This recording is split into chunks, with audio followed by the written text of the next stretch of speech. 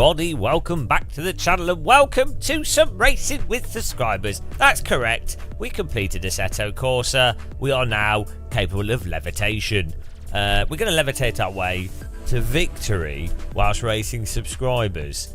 That we basically now we're basically the best AC players in the world.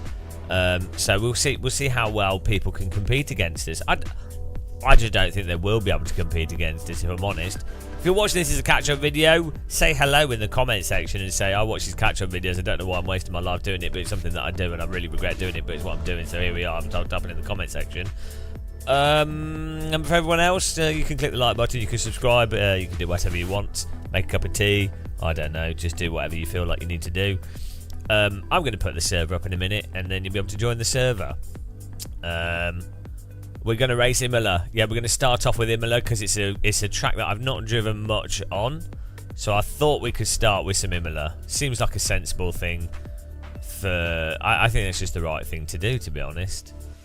So we're gonna start with Imola. Liked and unsubscribed. That's the correct thing to be doing. Yeah, Imola. Here we go. We'll see who's got who's got what it takes. Let's get the session up. Server's called Game of Muscle. Hang on. Server's called Game of Muscle Live. Game of Muscle Live is a server. There you go. Server's up. If you want to get on it. If you feel like you can beat me, which you obviously can't, you know. You can get on the server and you can try and you can fail, like all failures. I don't know, we've not decided yet. Your assumption of there being a schedule is rather bold. We don't do schedules here. Hello Javier, how's it going?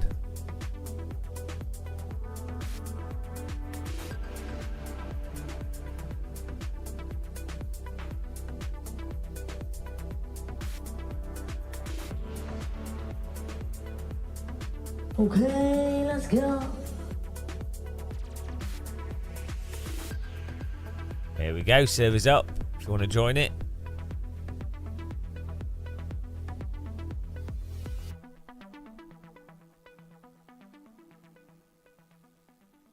Password is T in capital letters. There you go.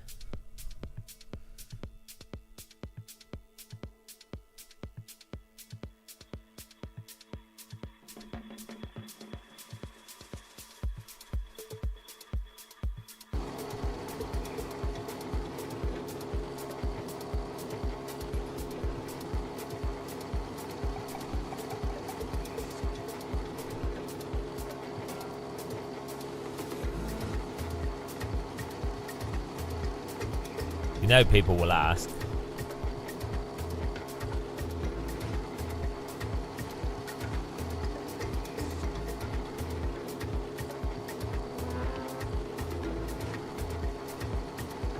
There you go. Keep it simple for people. There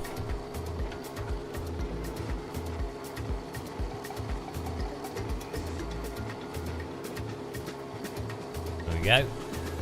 You guys, Gary RGB Clark's in here. Oh dear.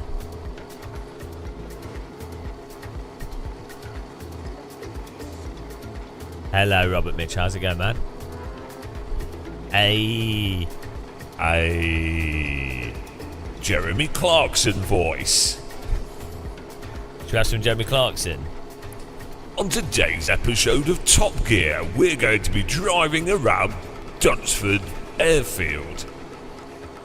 James May is on his way to the Italian Alps, and Richard Hammond has crashed his car.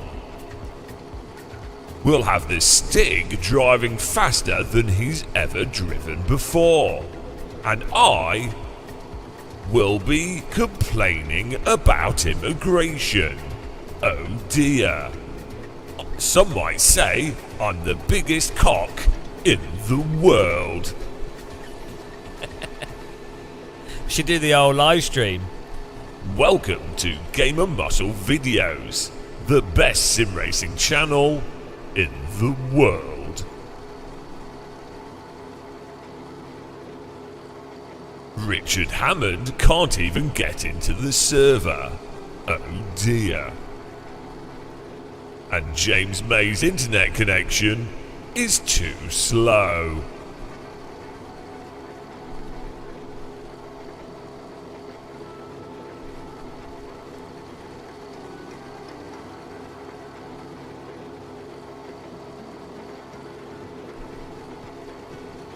Wasn't at work. Okay, let's go. Get in the server, guys.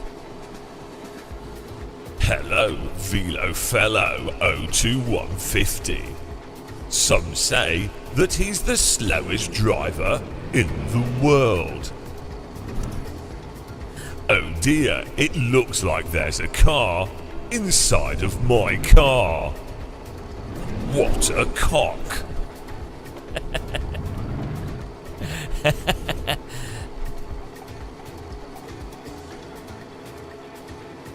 This new car by BMW will surely not have any indicators.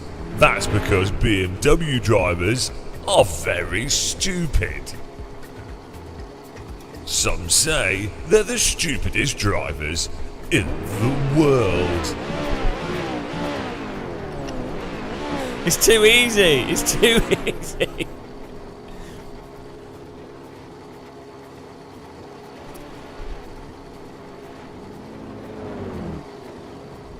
And it looks like the door won't even close on Richard Hammond's car. That's because I removed the door handle, making it the car with the best air in the world. We just keep doing this all day long.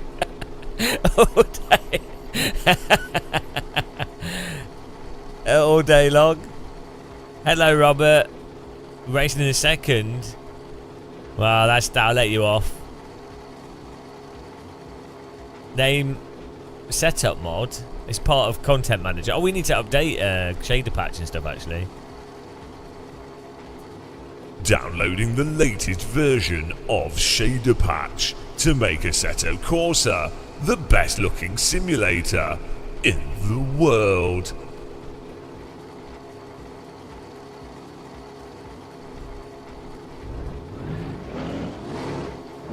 Unfortunately, Robert will still be driving very slowly.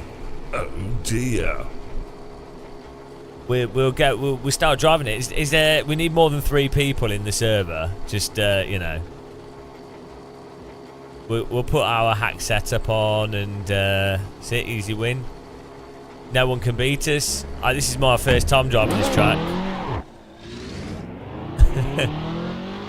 Does anyone think they can beat us? The master. The master of Assetto.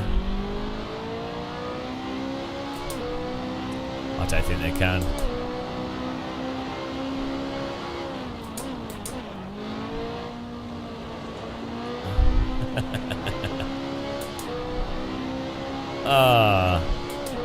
I could probably drive this track with my eyes closed. What a great circuit, guys.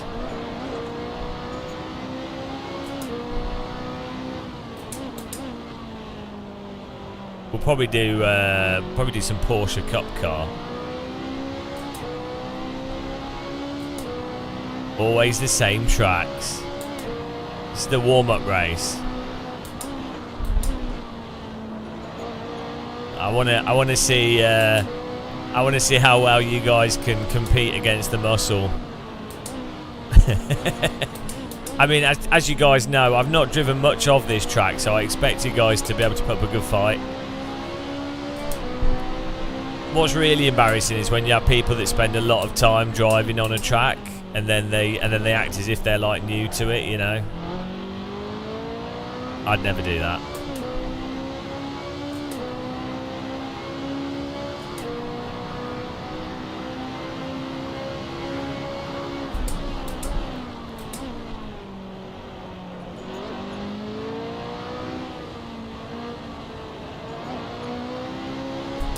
Right, I think we should be okay. This is my first lap round here. Actually, I think we should be okay.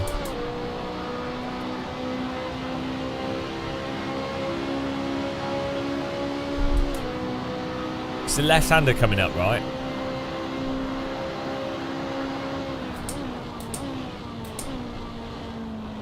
Oh, that really caught me off guard there.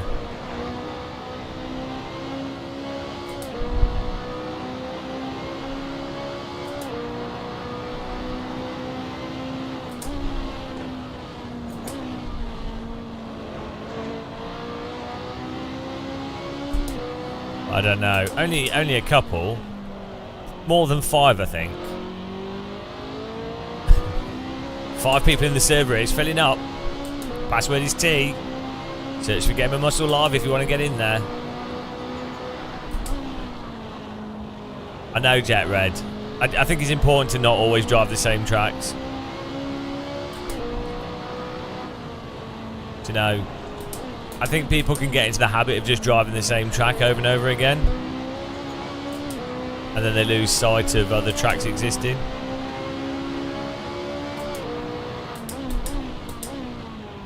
Quite easy for them to do.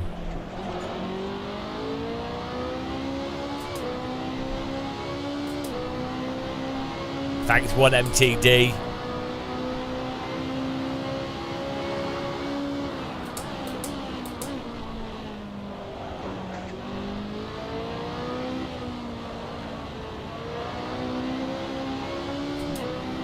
I know. Well, look at that. Straight away. Doing 144s immediately. Pretty impressive for a first time at a circuit. Do you know what I mean? That's what comes from being a high-skilled driver. You could just turn up at a track and immediately put in pretty good laps. No questions asked.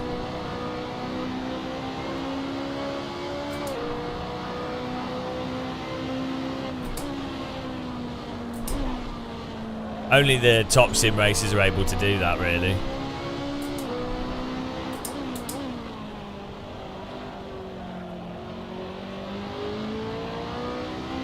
Well, Verstappen learnt a lot of his talent and technique from drivers like me.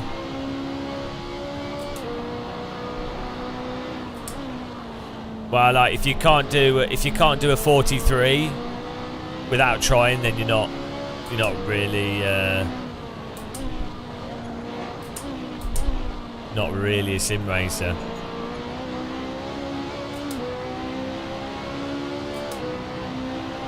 Legendary.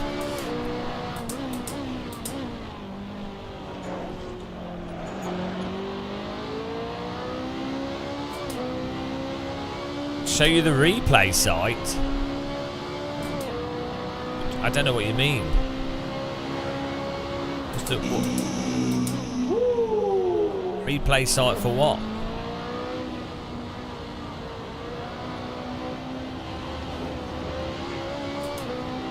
Thank you, Speed Goat. Yeah, exactly, Josh. Josh. 8 people in the server. Search for Game of Muscle Live. Password is T if you want to get in there.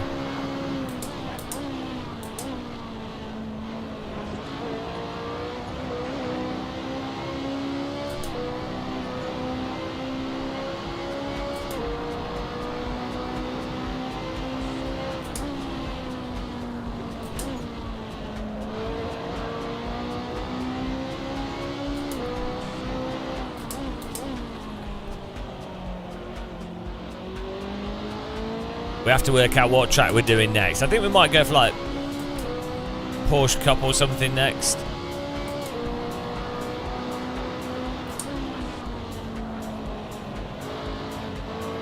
Maybe on a Brands Hatch.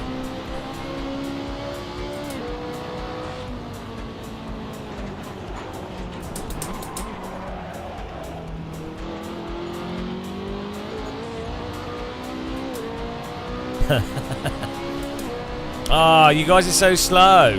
Oh, look at this. Second place is 47 seconds. We're going to have any fast drivers?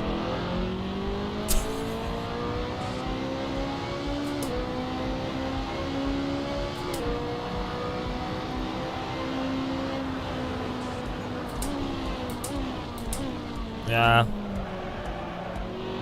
The weakness is disgusting, isn't it?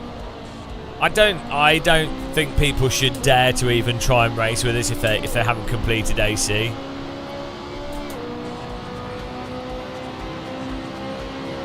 know what I mean? If they haven't completed the game, why bother playing? If you're not going to put the work in.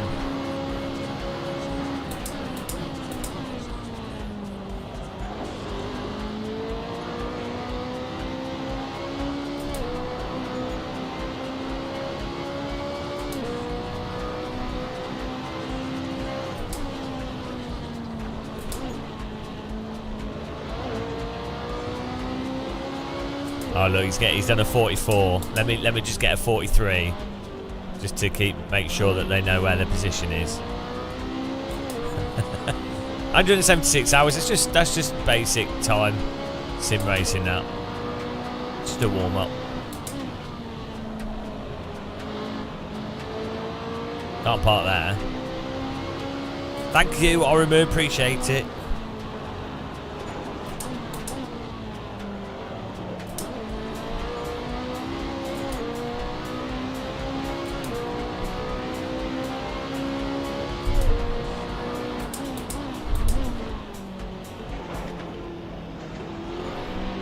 Nice little drift. 7 people in the server here. Password is T. Capital letters if you want to get in. Thing is, when we do the first server, there's people not in it, and then after about an hour, people are like, "Oh, I can't get in." If only they'd been here sooner, you know.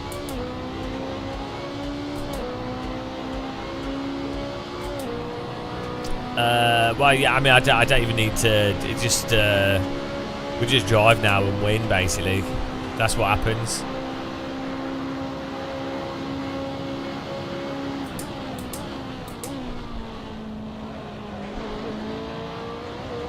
We're at such an advanced level.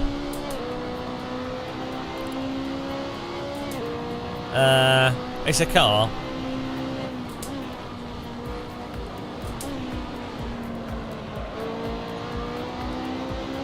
BMW is definitely a car. Could be a motorbike though, they do make motorbikes.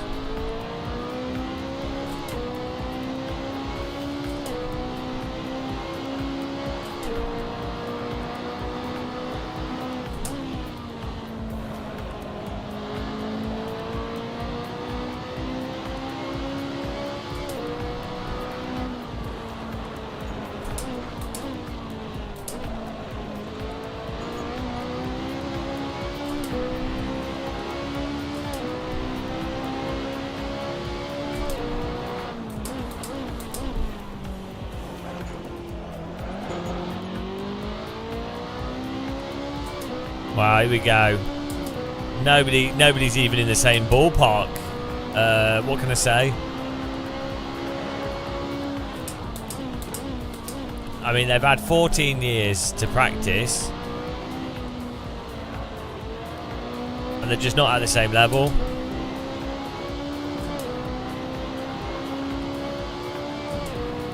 Hello, John Hartley Sim Racing. I'll get to do another lap.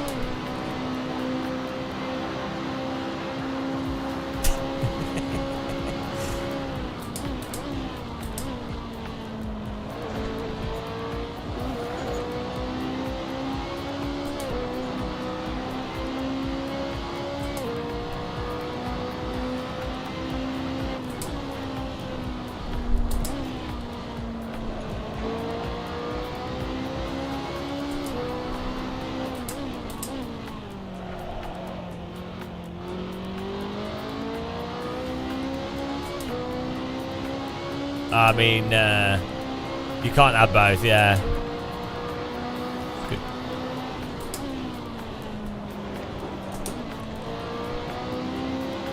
A lot of people choose to just play iRacing.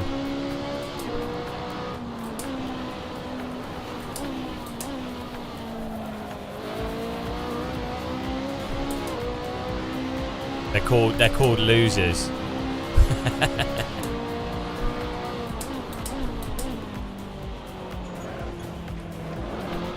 Look here, guys. I'm very disappointed in the challenge that you're putting forwards. I mean, you know, I expect better from you guys.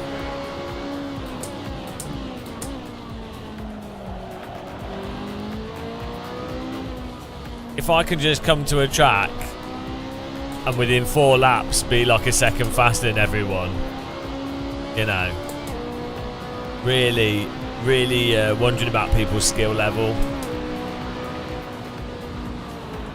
I think that's the difference between a truly talented driver and your average driver, is that a talented driver like me can just turn up at a track and be a second faster than everyone. I mean even like 5 seconds faster than some of the people in here.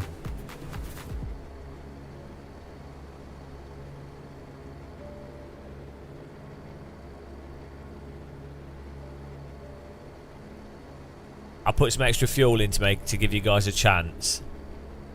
I mean, look at it. Look how slow they are. Half a second difference in time. It's just pathetic. 3 seconds, 10 seconds. I mean, guys, just an embarrassment, really. We'll see. We'll see how they do in the race, but I mean, we'll have to just start playing iRacing, you know, because that's where the competition is. How many people completed AC? I'm not sure. Like 15. I think what people draw the line on is probably the drift challenge of driving around a roundabout for an hour and 20 minutes. That's probably where most people say, I'm not accepting this abuse from the game. I know, JH. I think the thing is, it's always important to be humble. But like, relative to how skilled and good I am, I'm actually being incredibly humble. It just appears like I'm not, because I'm at such a high level. Whatever I said would appear to not be humble, you know. So I'm just sorry. That's just how it is, I'm afraid. Hello, Ched Head. Right, here we go.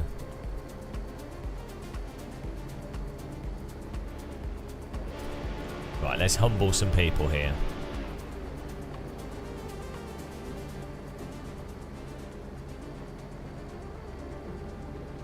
I know, Cat Toaster. Imagine the skills that I bring to the table in a. I mean, imagine me in a real car.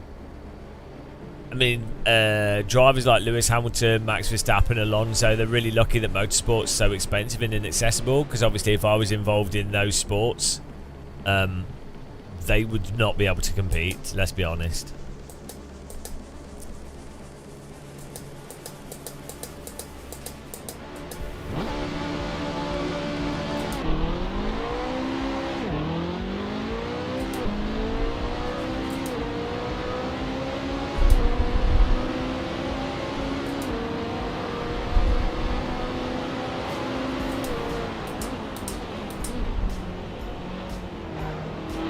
I don't have a replay, so I don't know what you're saying.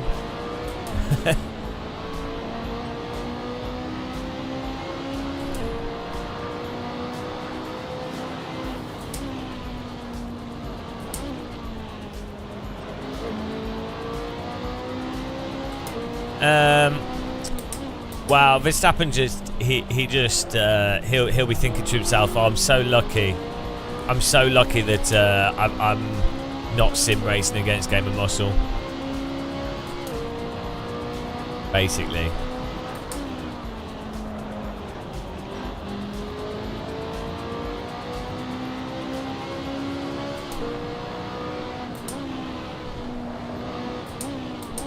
And we're just giving this guy in front a chance, Mr. Seameister, just to let him feel like he's in front for a bit.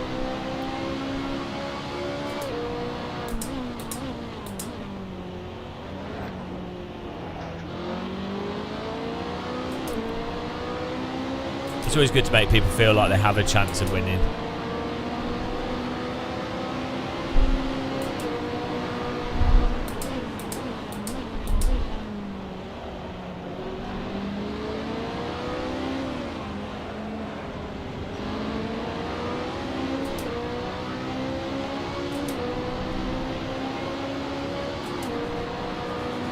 Verstappen doesn't know how to live for speed.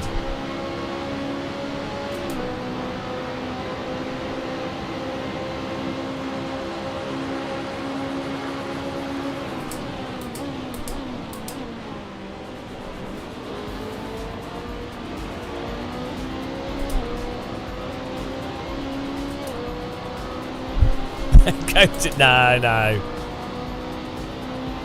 Imagine if they do this combo on iRacing. Imagine if they updated iRacing's physics and made it realistic. And then had this combo. That'd be fun.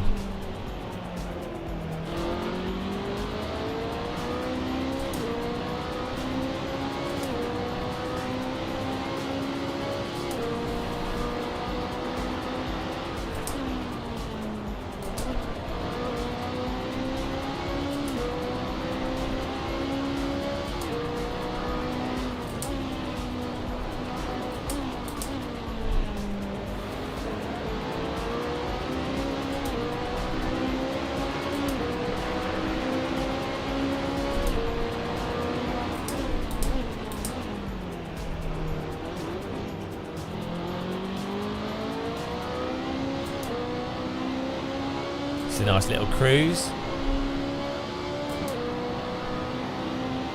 Oh, you can't punch someone off if they're really far ahead of you, can you? I think you're mistaken.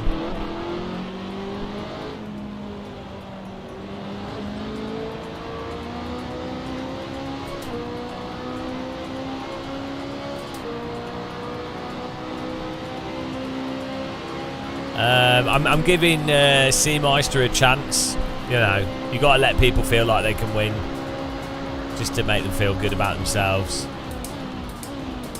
That's what I'm here for at the end of the day. We're encouraging bad drivers.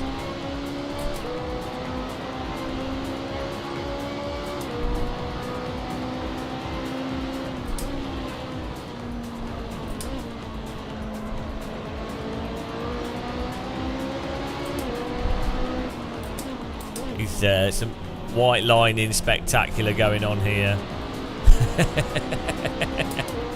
White lining! Should we give him some headlights? Oh, I haven't got the button bound.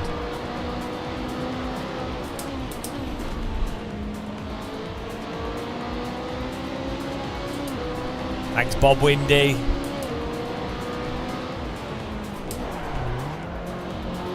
It's all about completing computer games. As you can see here, AC netcode doesn't allow you to drive close.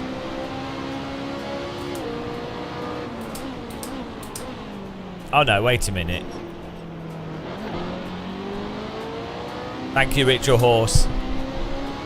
Appreciate the chaddage.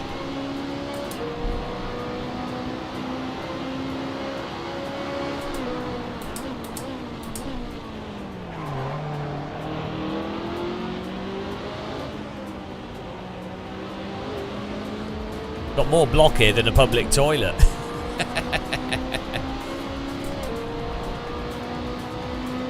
Yeah, we'll uninstall the game, I think.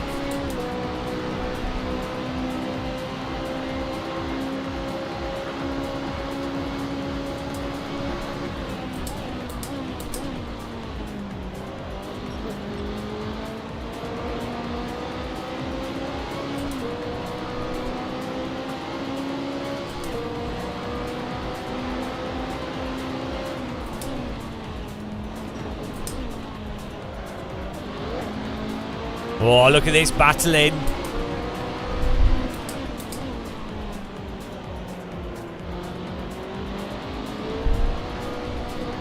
Oh no, I mowed the lawn. Oh no, this is disaster. Right, we need to ban these people. Can't accept this. White lining, blocking, abusive driving. What can I say?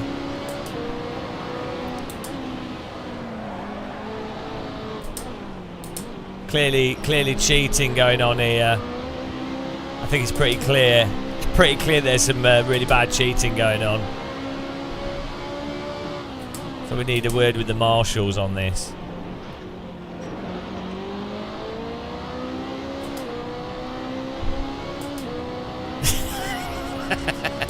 Right, we need to kick Seameister and Hiding from the server. They're obviously cheating.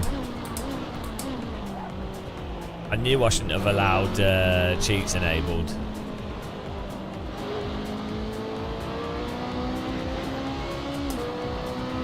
Well, you know, they're just driving cheating lines. You see it all the time. It's unfortunate.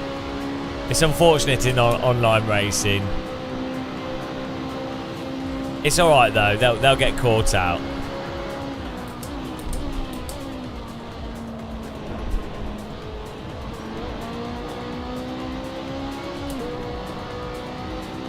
Well, you know, I had to give them a chance, you know. As I say, it's important to let people feel like they've got a chance to win. It makes the stream more enjoyable for them. Do you know what I mean? If I was to just win every race, they wouldn't want to. They'd just be intimidated. Thanks, Jordan.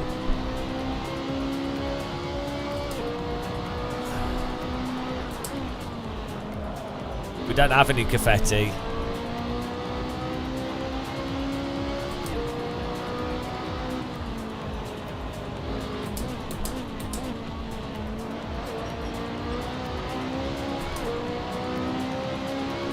The confetti's run out.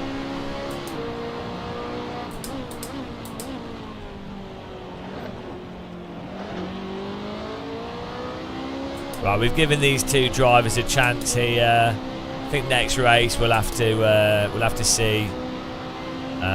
You know, so nice of me to let them stay in front of us. Really, that's how you know when someone's a really good live streamer, when they let people finish in front of them to make them feel special. There we go. Right, next server, guys. You ready?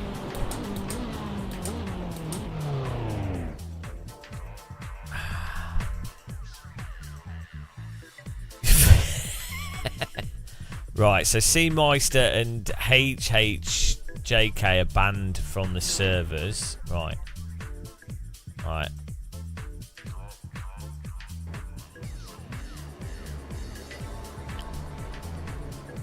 Cheesemeister with the cheating. Typical Cheesemeister in there. Right, let's do the next server here. Well done to Gustav, Robert Sadler, Mr. Gary RGB Clark, Norblin. Well done, guys. Here we go, next server. Clip it and ship it. Right, I think we need to do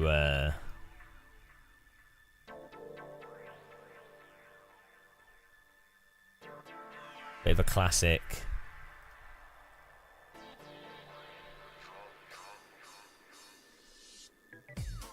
I was letting people come in front because after completing AC, I don't feel any pressure of needing to win anymore. So give people a chance of experiencing what it's like to win. Do you know what I mean?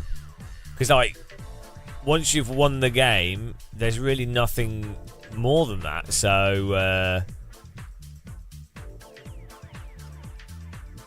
yeah, so basically, I donate the experience of winning to other people.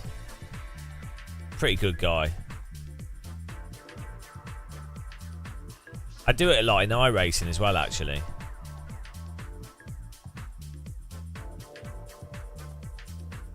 Because there's a lot of people that don't get a chance to experience winning. Where did I get the shirt? I was given it at the start of the 2020 World Rally Championship in Monaco. So I don't know where you get it.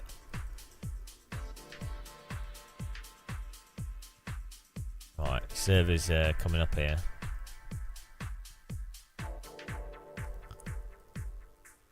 You get shirts like this by being an idiot influencer, basically. Slumming, yes. I was slumming it out in the Rascaf Cafe in Monaco, as you do. That's what you do. It's a pretty standard way of getting stuff these days. Right.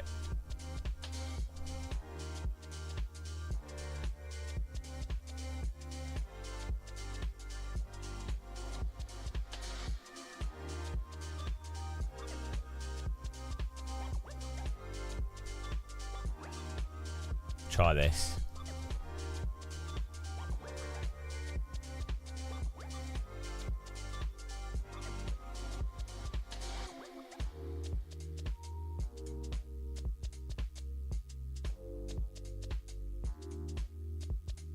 Just setting up the server, guys.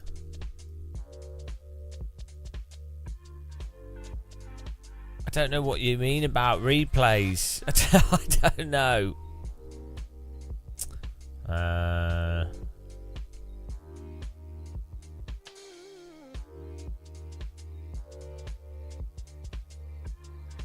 Right. This should work. You should just be able to join this.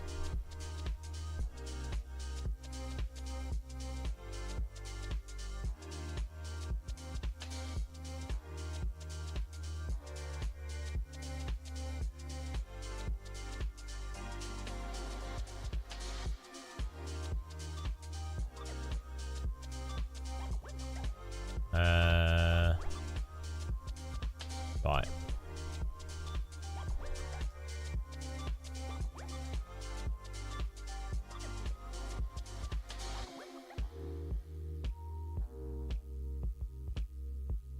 You ready, guys? Service up. Should be in a second. Alright, servers up. Get in there. Bit of a classic.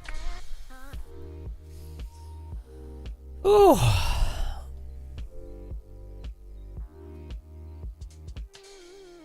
Ricardo Torres, how's your sanity after achieving 142 at Imola?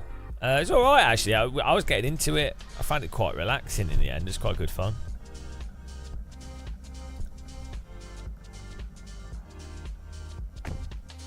Right, this should be fixed setup here.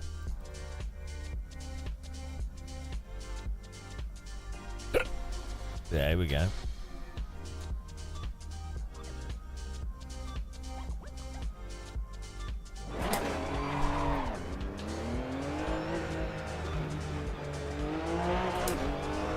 Yeah, we were alright actually.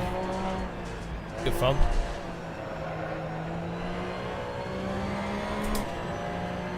You were glad to see it at the end. That was nice. It was nice and chill. Need a despair montage, yeah. Might try and edit something. Hello, JarQ. Okay, servers, if you search Game of Muscle Live, password is T in capital letters. Tango Echo Alpha. Thanks, goodbye, Porcupine. Appreciate that. Thanks for clicking the like button on the videos as well.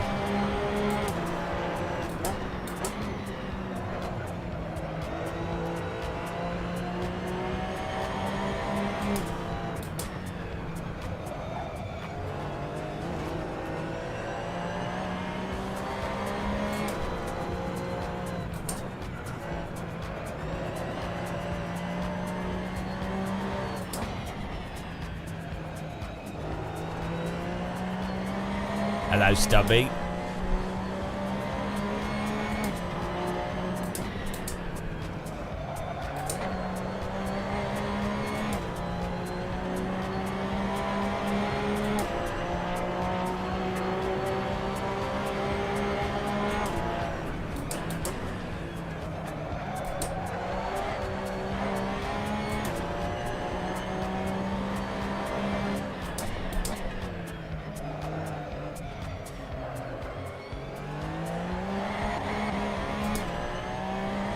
I have 2,500 hours in AC, so I'm pretty new at the game.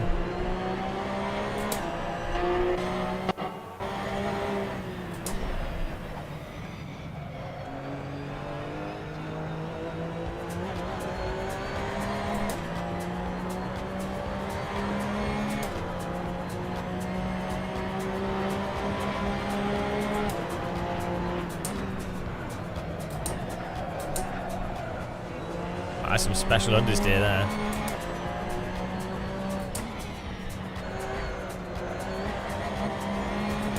Yeah, only to if you go on the Steam, the website that tracks people that completed the game, we got that by far the most hours. Most of it's multiplayer racing though.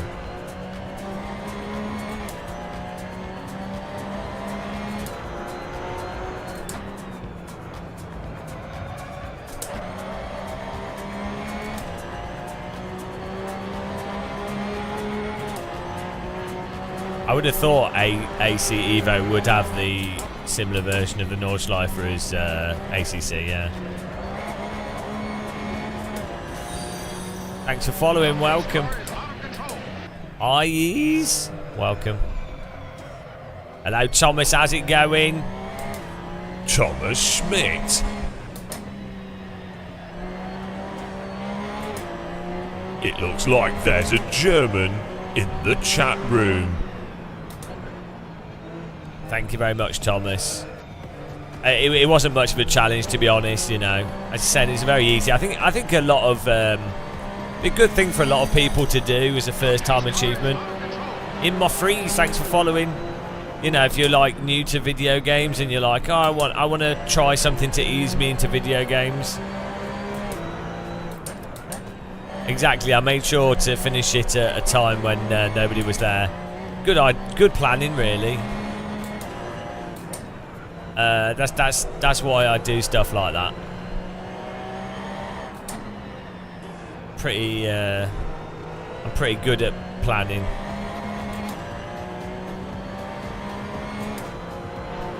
It's back at it, get back in there. Get in the game of Muscle Server and see if you can beat us. Cheesemeister cheating as usual in P1.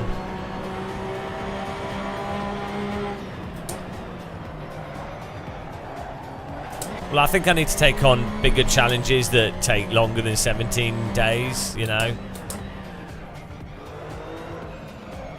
I am the champion of the ninjas. Thanks for being a member. Less than 3. Less than 3. Welcome to the teapot. Eyes. Appreciate the support, man. Thank you.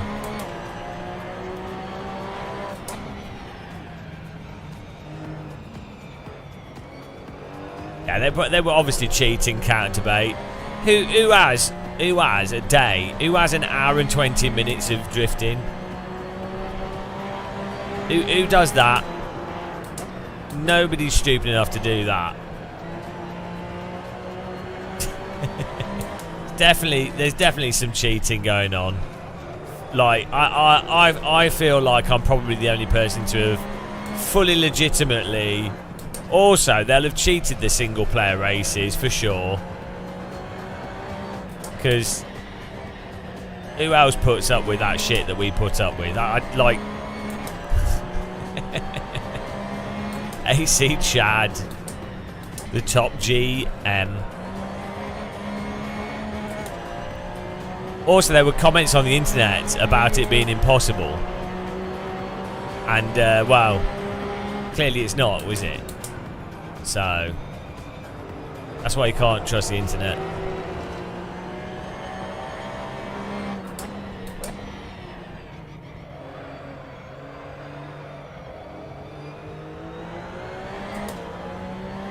Ah, why did you give up sim racing, but then you're back on it?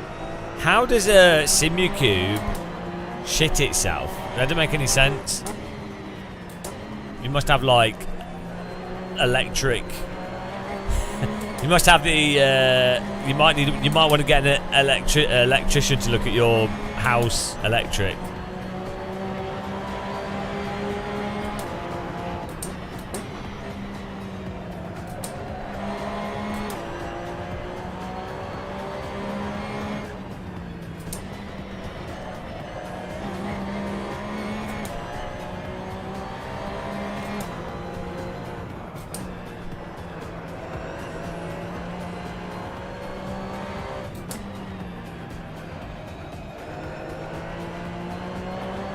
Is this guy behind me cheating? I think so.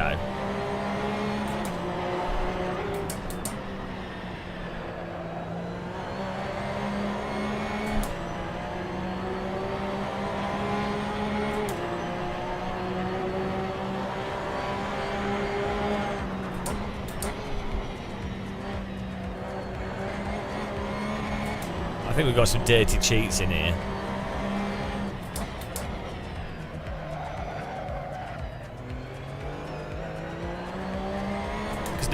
No one's at my level, let's be honest.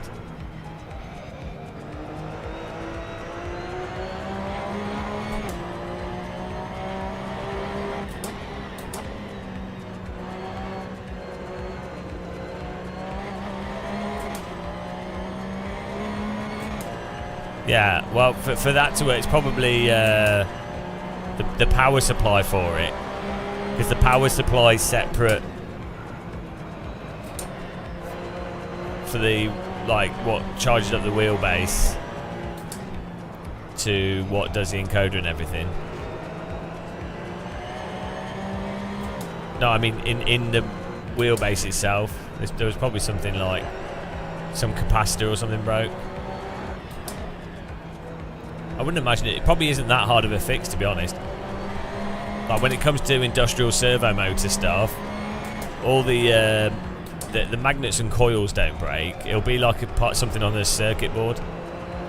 It's probably genuinely it'll be like you could probably take it to an electrician and they could fix it for like £100.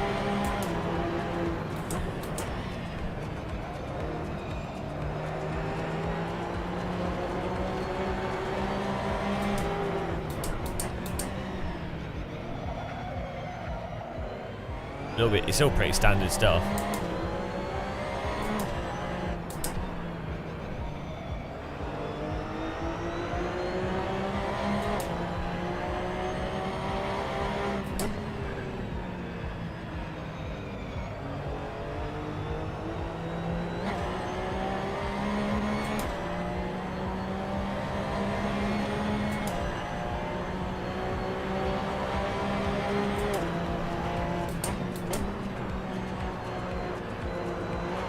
So look at this, guys.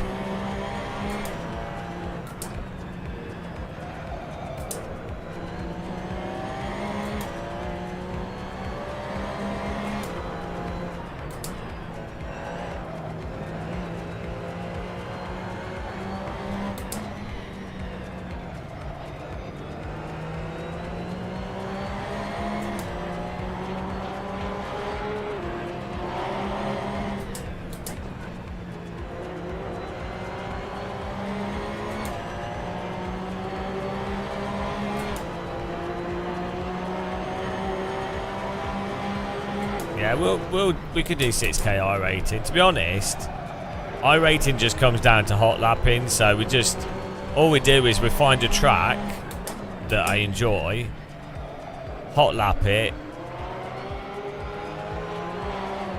hot lap the track, and then yeah, that's it. Then just do races and win the races. iRacing is the supreme hot lapping simulator. Which is fine if you enjoy hot lapping. I don't really mind it that much.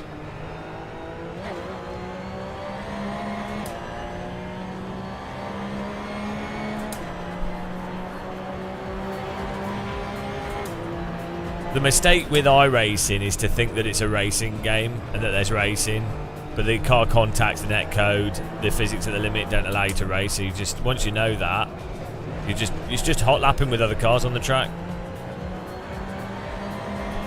Ignore like strategy, defensive moves, all that stuff. Forget all that.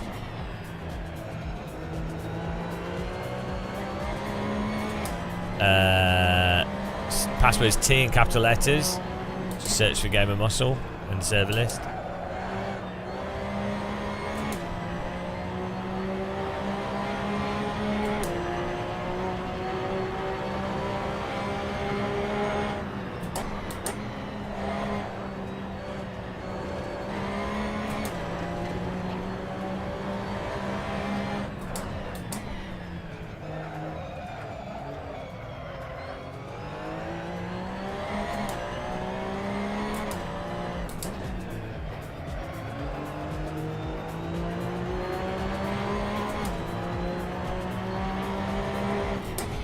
It's really funny when you watch like experienced iRacers, and then as soon as there's like any racing or any mild contact, cars go flying all over the place, and then they don't blame the sim. They'll be like, "Oh, you caused the crash, I caused the crash, well, whatever." It's like, mate, it's the terrible collision code, but they just ignore it. Don't question the religion.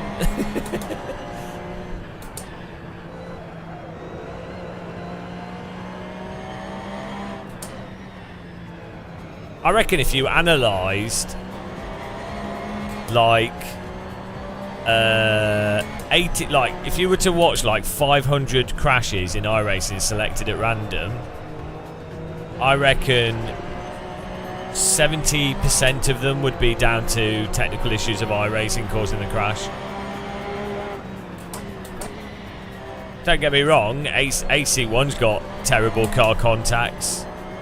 There's weird shit in all the sims, but you would just say, like in ACC, you know, when cars contact and bounce off each other, people go, "Oh, that's shit netcode."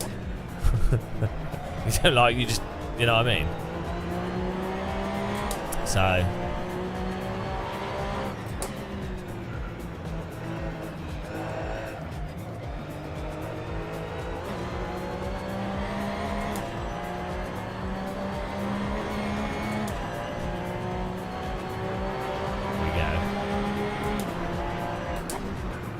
We need to update AC latest shader patch so it's like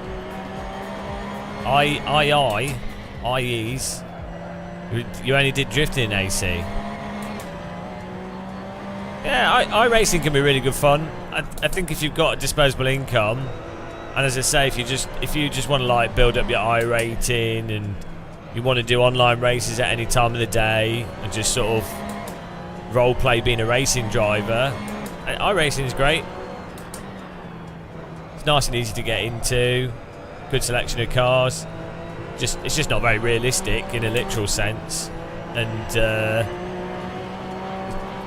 it punishes you for driving in a completely natural way. But if you can look past that, it's fine. It punishes you for trying to race. You are so severely motivated to hot lap, as you are in all stuff. Like, whenever I say this, people go, "Well, that's the same with everything." It's like, yeah, you really do benefit. Obviously, if you're not near other cars, they can't crash into you. And if you're at the front of the grid, you know, you're going to get less accidents and things. So that's the case with everything. But the degree to which iRacing shits the bed if you have to do anything out of the pre-rehearsed hot lap, or if something unexpected happens with the car on your inside, or if there's a little tap, or if you go slightly over the limit, it's on another level of like absurd unforgivingness. And as a result, if you're trying to get good results, like you're trying to actually win at stuff, like you're playing the game for points and stuff, but basically you just need to hot lap massively. And then also it's too random to have just fun races a lot of the time, especially once you've got to like top split iRating and top split pace. You can't really have fun just starting in the middle of the grid because it's just too random. So even if you're like, oh, I'm not playing for iRating and I just want to have, you know, I want to try and overtake people cleanly, have a little bit of a battle, you know, so I'm not bothering to practice, I'm just jumping in. That kind of works with the MX-5 and some cars, but for the most part, it's just too random to be a fun game, like the way the car contacts and the way people spin off and all the shit that happens. So it doesn't. I don't think it plays in a very fun way. I don't think playing it that way ends up being very fun, unless you're in like lower splits where it's so erratic anyway. It doesn't really matter. And then they've done a weird thing of the draft is like reduced on lots of cars, which has basically further magnified the hot lapping aspect of it. So even drivers that are really good and pretty safe around each other, they can't actually race really, because it just turns mega hot. It turns into a mega hot lapping, because as soon as you lose the draft, you're never going to catch back up with the car in front, and you certainly can't really pass them. So especially with the car, like a lot of cars that are popular. So they did. This is what happened with like the LMP2 and some other cars. It might be realistic, I don't know, but if you get rid of the draft, if you do have someone that's a clean driver to race with, it gets to a point where if you're within like without draft, if you're within X pace of the other car in front of you, you have to be faster than the car in front of you, significantly faster in some cases, to actually complete a pass on them, because you can only pass by driving an optimal line, right? And so without the draft, it basically means there's no racing. So that's another problem that occurs at higher levels. In fact, I think Pablo was complaining about it recently. He's like a good sim racer. So I think he was saying about how the draft is reduced. And like Sodakiss, I've seen loads of people that play iRacing a lot with certain cars, and I noticed it with the LMP2. There's a balance with drafting as to when it's cheesy and when it's beneficial.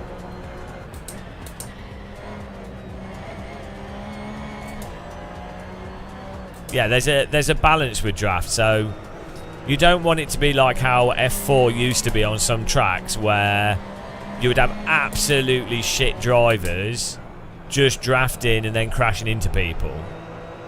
And you don't want it so that you physically cannot escape the car behind, even if you're a second faster a lap and you can't escape a car behind you. That's ridiculous. But basically, if a car behind you gets within, if you're lapping like X pace, I don't know what it is, it'll be different for different cars and grips and stuff, and the length of the car and the track, but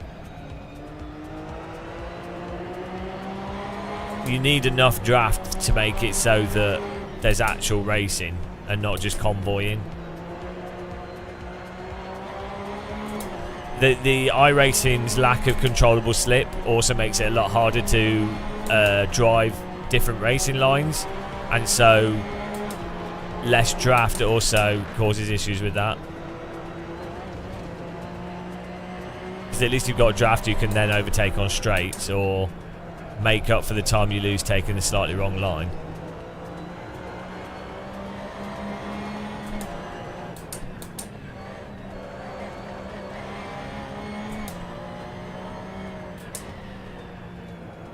Yeah, you need to make it so that so the dirty air doesn't mean that a car behind can't actually get close. Yeah, there's a balance to these things. The thing is, it's a video game, isn't it? So like, you could go, wow, it's simulating, so we want to copy these things, but it's like, no, real motorsport's been made worse by these things. Whoa, aliens! It's so weird how the drivers spawned into the cars from the sky.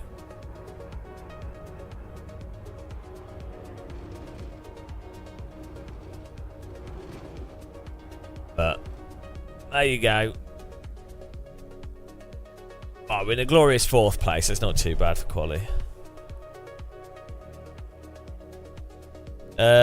Jake, yeah, I think it depends from car to car, doesn't it? I mean, I don't think AC does like draft and dirty air necessarily. Although actually, the draft in AC, I don't think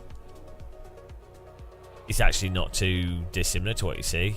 It's probably less with some cars in AC than it is, but I don't think AC really does dirty air particularly. Like, you have to be right on their car.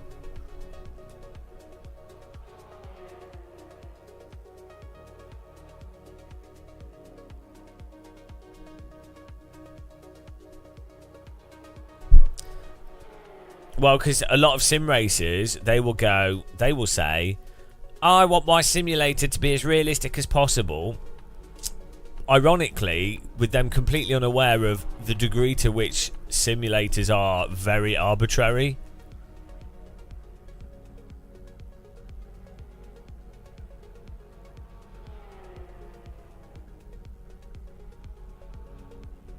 Yeah, Jake. Well, I think also in Formula 1 it's longer races as well, so and tyre wear becomes, and pit stops become like such a huge component. And then also the specs of the vehicles are like so well known in terms of their individual teams and individual team race strategy, and then they know how good the other cars are and what their pace is. So you end up with a situation where it's like there is genuinely no point in overtaking, or no point trying to overtake and getting the additional graining from pushing and getting into the dirty air, and that being a problem. So you then end up with a situation where they're just like, okay, let's just not even bother pushing, because what we might get a crash and we're not even going to get the position anyway, so what's the point? So it's quite funny, isn't it? Yeah. There's loads of stuff in real motorsport that are just outright worse for the competition. Like the cost of it is the biggest one.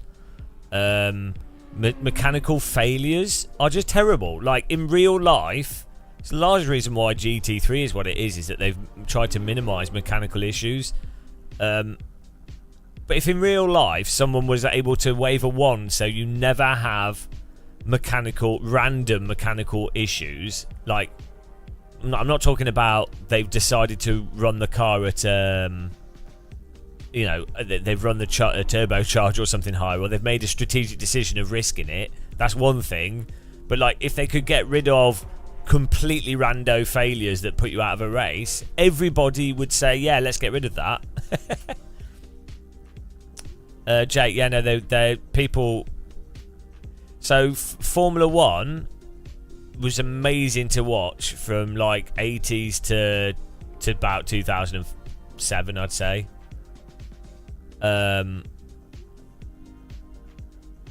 People go, whenever you say Formula 1 is rubbish now, people then say, oh, but what about the Michael Schumacher era, or what about in the 70s where drivers would finish like 2 laps ahead or whatever? And it's like, you're making it, it's a straw man, it's a false comparison. It's like, first of all, one driver winning by a large margin like Verstappen is, that's not what's making it shit. Like, that doesn't matter that much. What makes it shit is that there's no driving. Like in quali, they really push their cars to the limit, and that's awesome. But in the race, they're not racing, which is a bit of a problem for something that's meant to be the pinnacle of racing. You can watch. If you had like onboard cameras in 1960s cars, I mean you do have some, but like if 1960s race driving is what it was now, and you had onboard cameras and you had the tracks that they had and you had the risk of death and everything, it would be like everybody would be watching it. Can you imagine if like this weekend it was like, oh, it's 1960s Formula 1, and you're like, well, where are they at? Oh, it's some like weird track with like trees all over the place and you have to crash the dead. Who wouldn't watch that?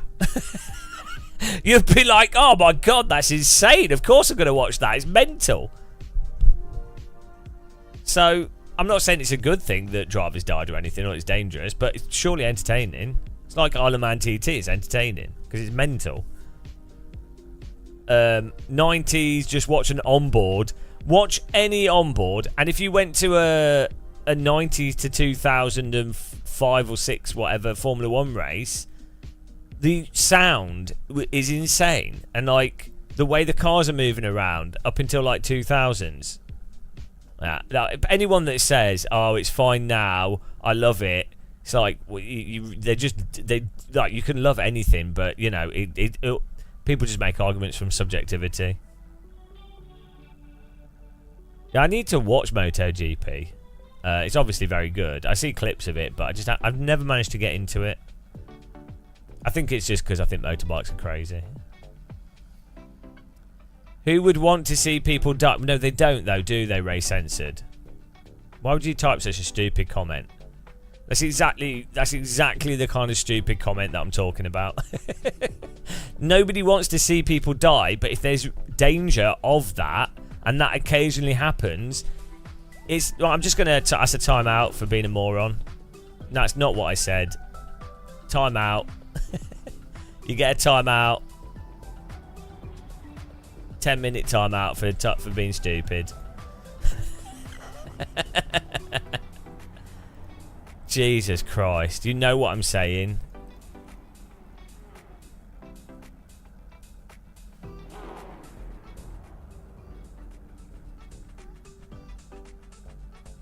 No, something being dangerous does make it more exciting. I'm sorry. That's just a fact.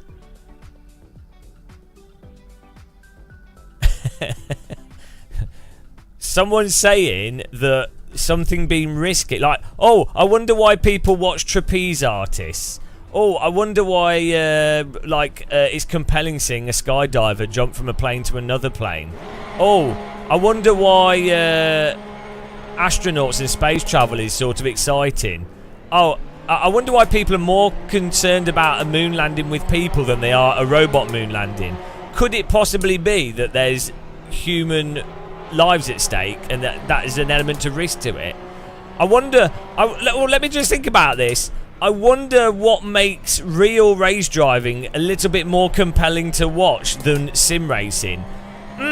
Could any of that be down to the fact that in real life there's like the risk, there's financial risk, there's physical risk, there's, you know, doesn't that... I wonder if that actually affects how entertaining something is to watch.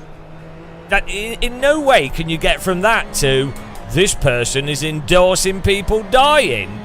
It's like no, it's just a fact that when there's something at stake, it's more compelling. Hence why, like, I mean, come on. Stupid counter argument. You think that people dying is good? Bloody hell. Getting like a...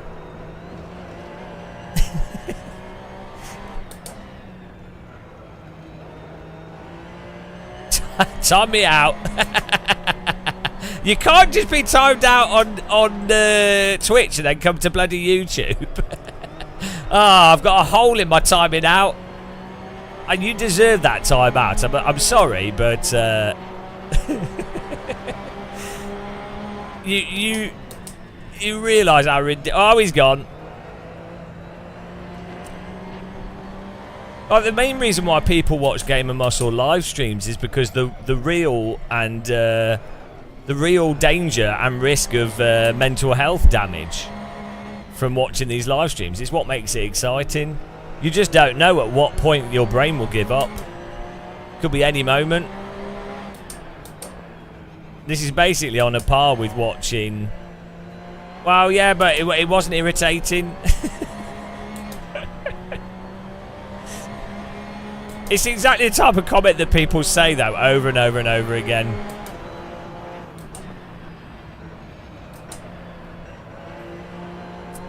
Right.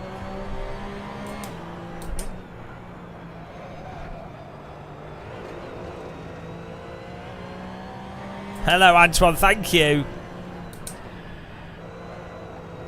Yeah, it is insane. I mean, I don't know what I'm going to do with the newfound skills.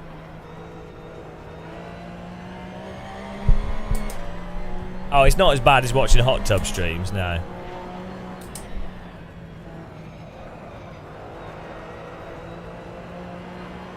So listening to Baby Shark on repeat. Yeah, I just...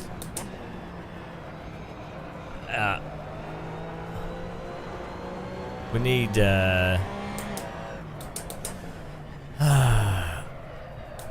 I do find it weird with sim racing in general, though, where like esports and sim racing, we've already established that what you need is you need people on bungee cords being thrown through the air, but like the nature of GT3 being popular, despite it being like the dullest cars ever, and F1 esports, despite Formula 1 being one of the dullest forms of motorsport. Although, ironically, from a competitive perspective, F1 esports is probably more compelling than actual real Formula 1. But, yeah.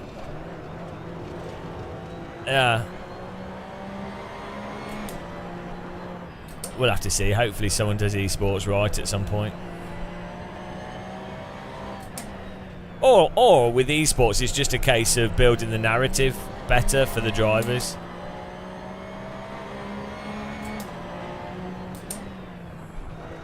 But then how do you really build a narrative around some guy that just sits there very calmly driving very well? Like, the fact is, so esport drivers, what they're doing is super, super, super impressive. Like, they're incredible at what they do. And hats off to them, like, well done. But it's not inherently entertaining, is it? It's like darts, but then again, darts gets crowds, but I think that's because everybody can play darts, or a lot of people can, so that builds its own audience. So, yeah, I guess the crux of all esports and sports is that esports, or well, sports emerge generally from something that's either something that a lot of people are doing, therefore you have an audience for the sports people, or it's an inherently spectacular activity. So for esports to work, it has to be like Gran Turismo, or, you know, something that's got like a huge audience, or like, you know, Counter-Strike or something, so that you have a small percentage of the players that will then support the teams because they play the game, so it's popular, so it has an audience. I don't think esports can work like how classic motorsports did. People went to see classic motorsports or MotoGP and stuff initially because it's spectacular, and then you build up cults around drivers and things. I don't know, maybe you can maybe you can just create a cult, a personality cult, and maybe it doesn't have to be based on any objective qualities. I mean, YouTubers create cults of personality, and often they're very dull people, so maybe that's good enough. But then how would an esport org create a cult of personality around sim racers? That's a hard... It's difficult. Like, there's something that you could around some sim racers, but I guess wrestling. Congratulations on achieving this result. I am honored to be in your presence. Hail the goat of AC. Hurrah, hurrah, hurrah. Oh, thank you. Hurrah. Famous geezer, thanks for that. Hurrah, hurrah. Really appreciate that. Yeah, it's a weird... Esports is a weird one. I really like to see... sim racers, esports sim racers. I like them having stuff where they can make money and be successful, because they are it is genuinely very impressive. Top gamers in anything. It's genuinely very impressive. Okay, We got third place. Please don't crash into each other at the end, guys, because people end up with broken wrists from the DDs. Let's do another. We'll do another track. We could change car again. That was good racing, guys. Race censored. F1 should loosen regulations massively now. Oh, sorry about that, guys. Just sneezed into the microphone. I think F1 needs to just completely have a completely different spec of car for F1. It should be They need a mixture of... They need to separate out the Constructors' Championship, which is done however they decide to do it, budget, unrestricted, whatever, and it's like, these are the best cars you could possibly do.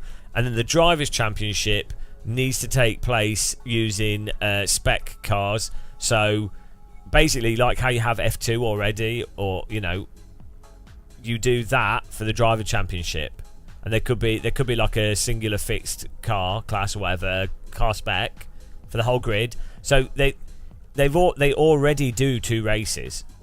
So in the past they'd go, wow, you know, the risk is we want their one race to be the big halo, the big draw. It's the big, you know, it's not confusing, it's a big thing. Well, they already do qualifying on like a Friday, and then a race on a Saturday and a race on a Sunday. So, and they want more racing, and people, even the drivers, probably don't mind. So have the Drivers' Championship on one day and the Constructors' Championship on the other, and then the points are shared between them. And then it'd be really interesting as well, because you'd be like, oh, this driver is leading here and this driver's leading here. I wonder how much of it is to do with the team and the car manufacturer, and how much of it is to do with the actual driver's skill. It would be perfect. You go, okay, well, there's a logistics issue, but you're like, well, not really. They already carry F2, F3, God knows what to all the tracks anyway. And they're fixed specs, so you don't need the same degree of shit involved with those cars. So you know. Yeah, F1's a pro wrestling of motorsport. Right, next race. Well done myself. This is broken. Well done me for winning, clearly. I don't know what the results were there, guys. Well done whoever won that. We're just going to start a new server. Hang on. Changing the car.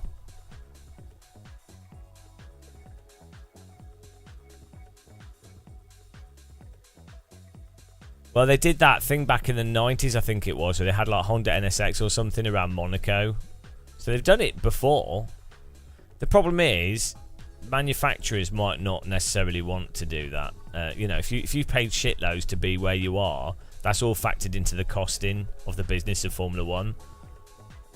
So any actual genuine thing that could destabilise the current structure would be seen as a potential business risk. And that goes against business interests, obviously. So, all right, here we go. Let's do a nice car here. Bit of a classic.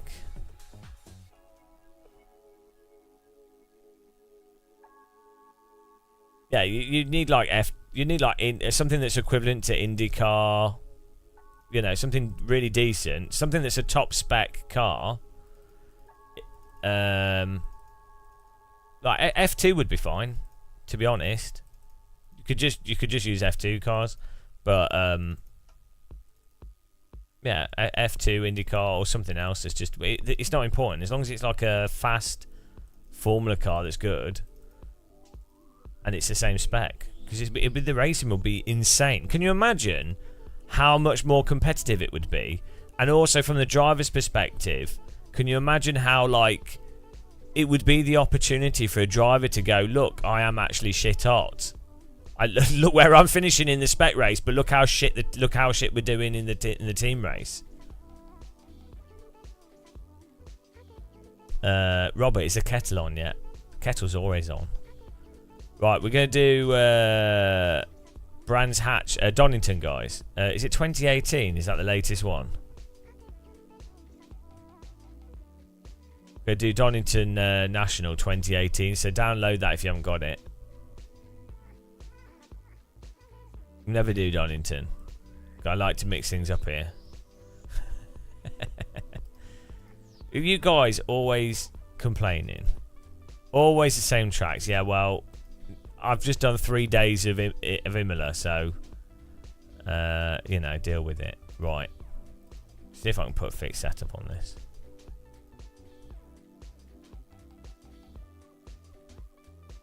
Alright, here we go.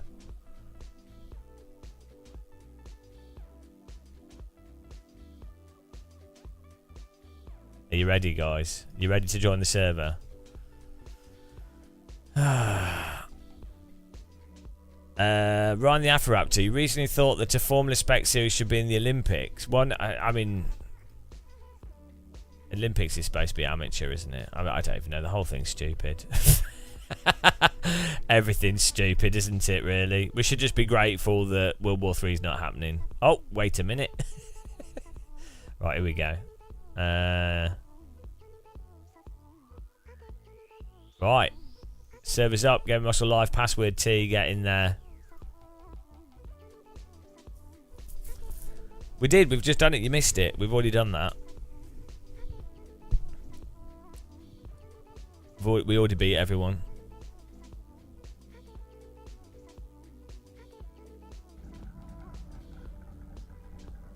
It sounds like you just can't compete.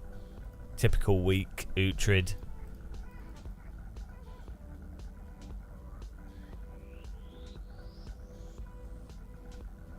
Fast Boy, imagine being obsessed with tracks being different when the focus is on the actual racing rather than the tracks.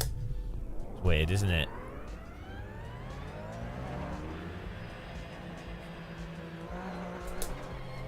Yeah, oh, price model. Okay, I'll let you off.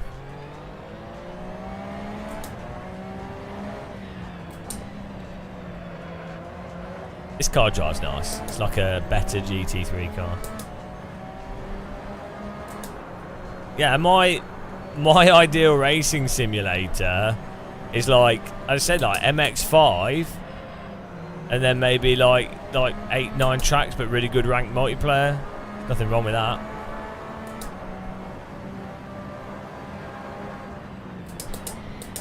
It is fun to drive different tracks, but most people can't drive the basic tracks, so you know. I mean, I for some reason I'm like 3 seconds faster than everyone at Imola. Do you know what I mean? So when you're at my level, when you just have my natural spontaneous skill for sim racing, you know, it's just how it is. It's hard being me.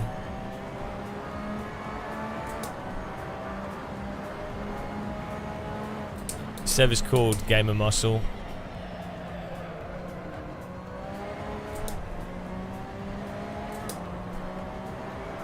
I let you win because I've already won AC single player, so I don't need to win anything else. Once you've passed 5k iRating, 100%ed AC, you basically solidified yourself as a legend. Oh, okay. See, I did that on purpose to clean the wheels. Hello, Spitfire.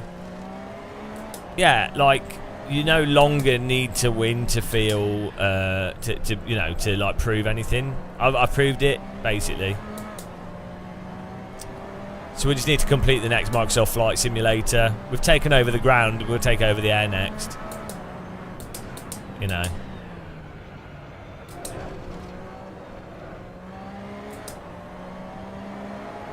Why you're saying crash, as if that wasn't an intentional move to just see. To clear the tyres off. I think you're looking at it from an amateur's view.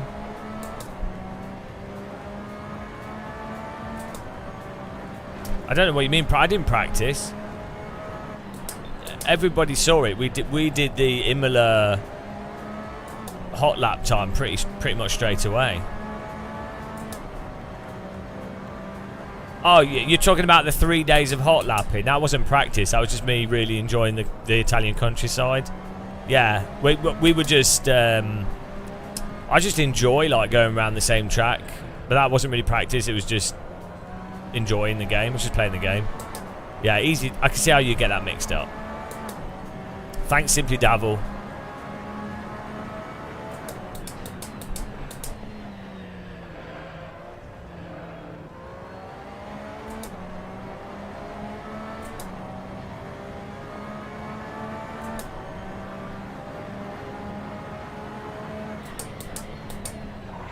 I would imagine next time I play iRacing properly, everyone will just crash because they'll be like, oh, it's Gamer Muscle. Isn't he the guy that completed Assetto Corsa and got 5k iRating in a month? Oh wow, you know, and then they'll just forget to gear shift. Car blows up. Same sort of effect when people see like Michael Jackson or you know.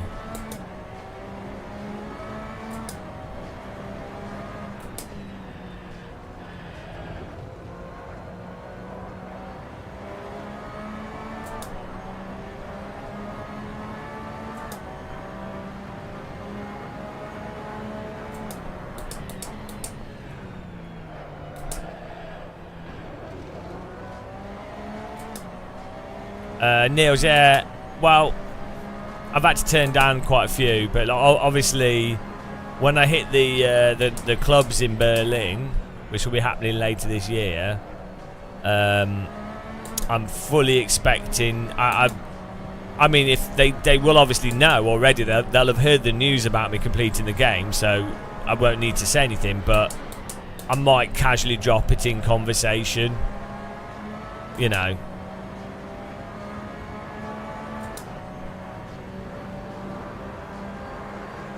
Can you blame me? I mean, some people say, oh, it's just taking advantage of people with, you know, once they know where you're at, your skill level of sim racing, but you know,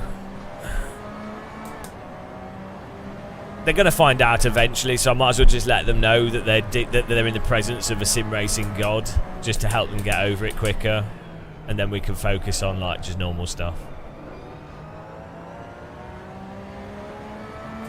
Yeah, I'm pretty used to there being crowds at airports when my plane lands. Actually, I do have a funny story. I do have a funny story involving a girl at an airport.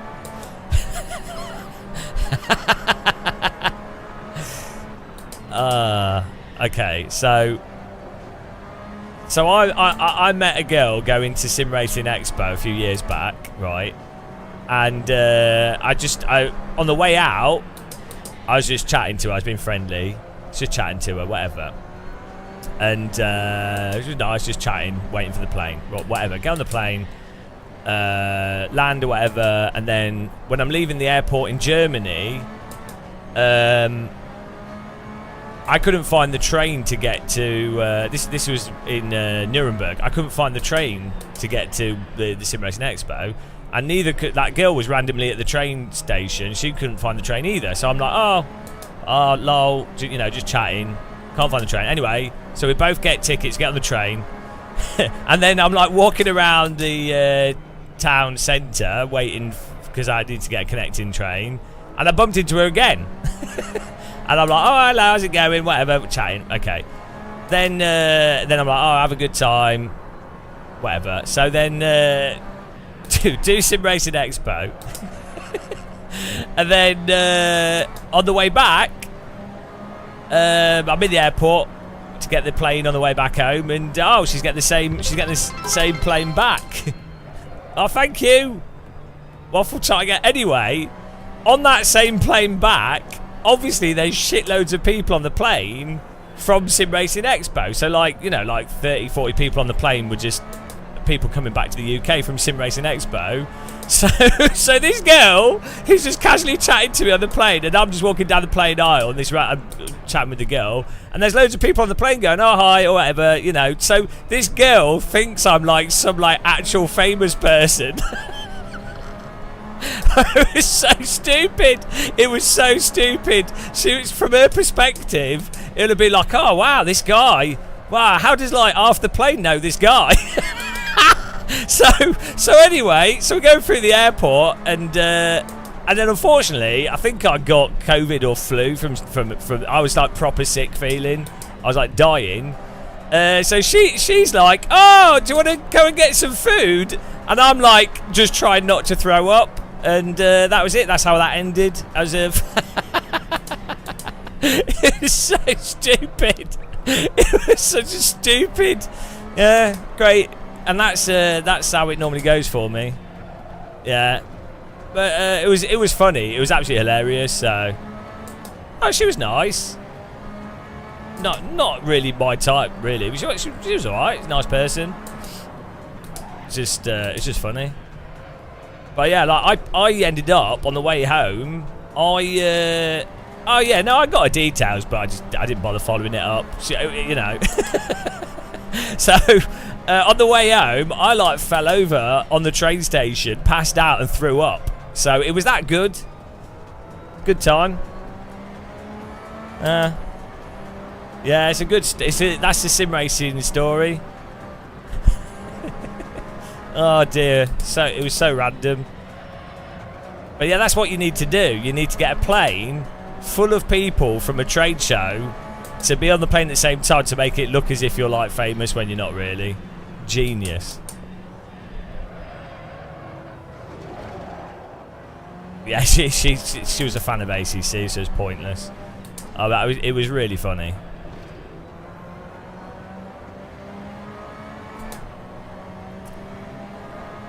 No, I got it. I was really sick. I was proper sick. I don't normally fall off a train at my train station and throw up and then lie on the floor for 20 minutes. That's not normally how I travel. We're warming up, Uhtred. We're warming up.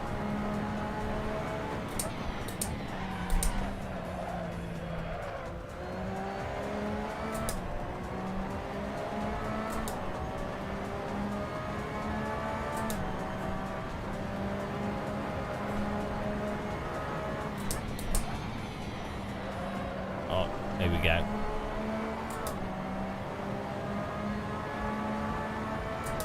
Well, you know.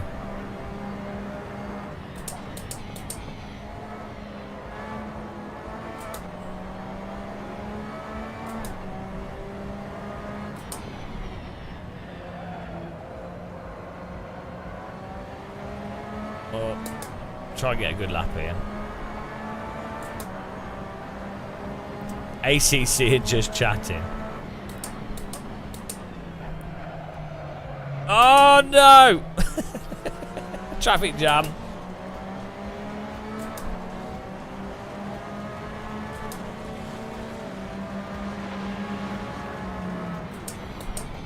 Oh, this does not count. This is ridiculous. How is our server full? How come there's so many cars everywhere? Oh, Thomas is bloody winning as well. This is awful.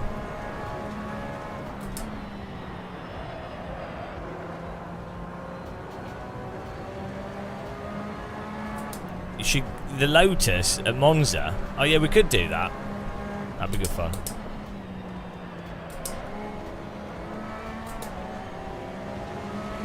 It's really funny in AC how the cars in multiplayer, when they go over some rumble strip, rather than just the tyres vibrating, the car vibrates as if the whole car is bouncing up and down.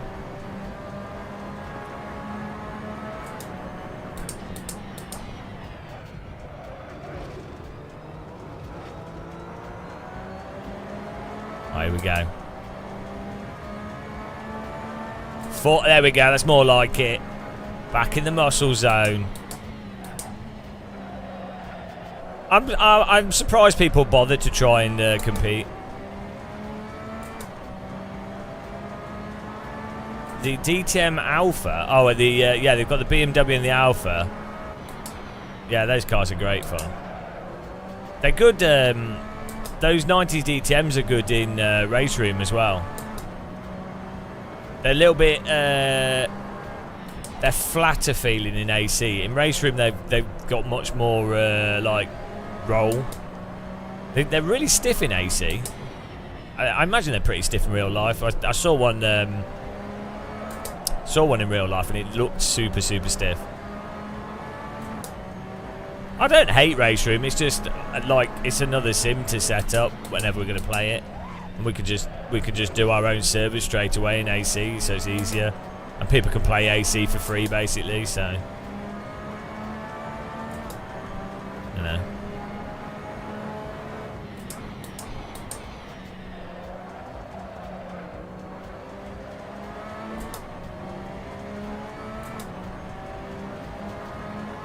All right, let's go. Try and get a laser stonkus here.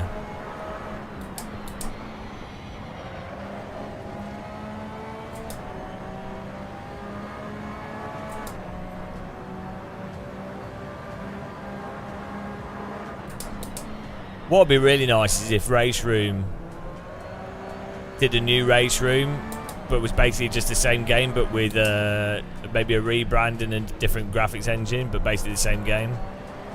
That'd be cool.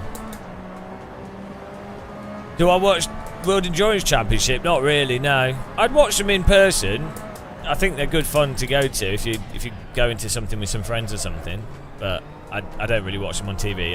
I used to put them on the background. I used to watch like 24 Hours Nordschleifer and I know that's not WEC, but I used to watch Le Mans 24 and stuff.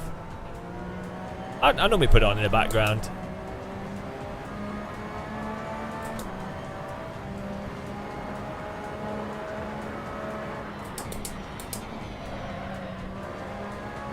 $10 minutes here. We're just going to get in we need to get in an okay lap. We can't be in 8th place. This is embarrassing. As one of the legends of Assetto Corsa, I just don't think 8th is good enough. How is Thomas doing 104s? He's clearly cheating.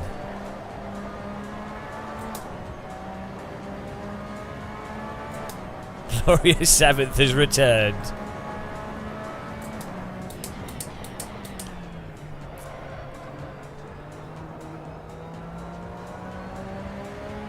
Alright, 104.8 we're on. We need to get a 104.2. Oh, we're back in 4th.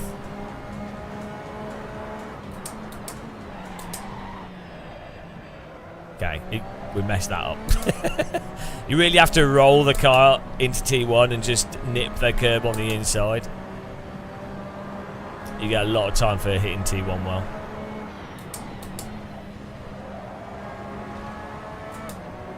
I noticed with AC it really rewards you for well, it punishes you if you take your foot off the brake in the trail braking zone. Like you really do want to be not on and off the brake.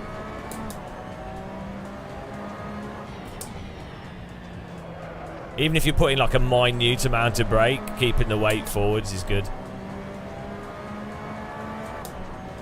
Hello, Gromsy.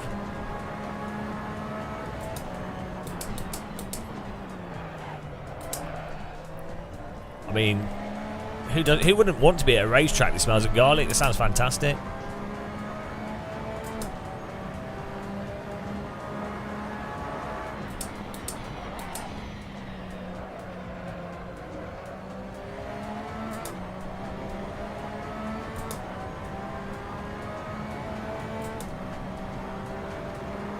Oh, nice and easy.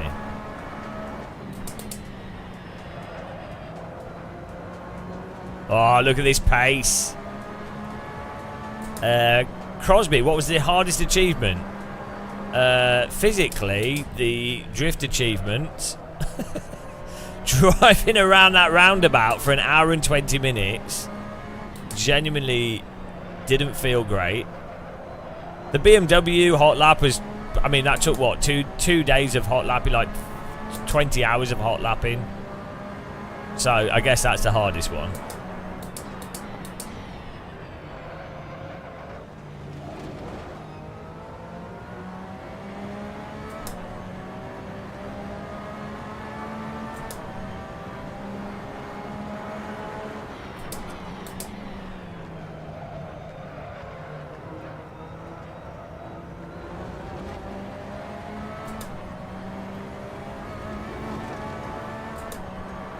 What else did we struggle with? Oh, the KTM drifting. That took a long time.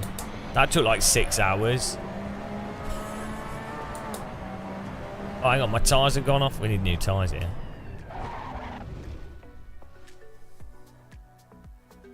I'm sure they will do. Sure they will do VR.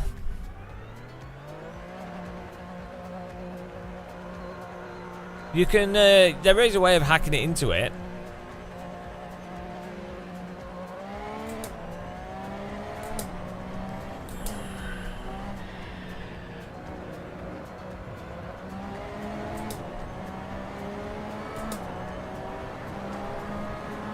Does LMU not have MSAA? I'm pretty sure it does.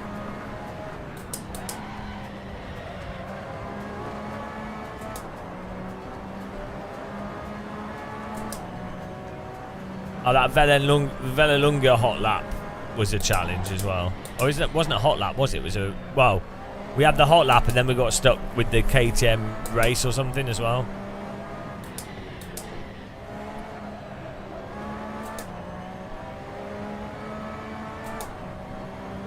Oh, the hack VR doesn't have the... Okay, I get you.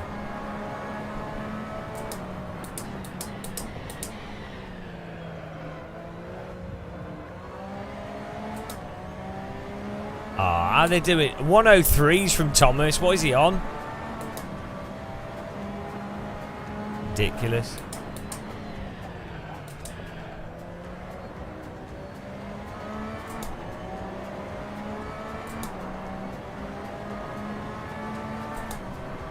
I really don't understand where people get AC's understeery from. When you drive cars like this, it's proper pointed.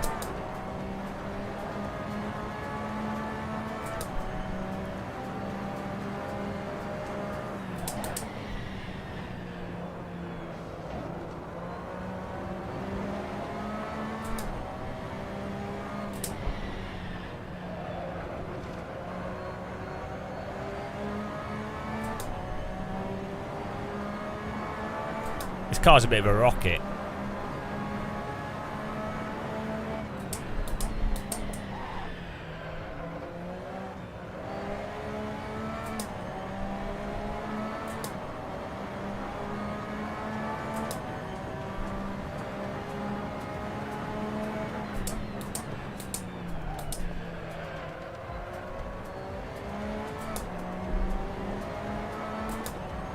.1038. How is he doing it? How is he doing a 1038? He must be using his little discount card. Or I must be messing up the chicane.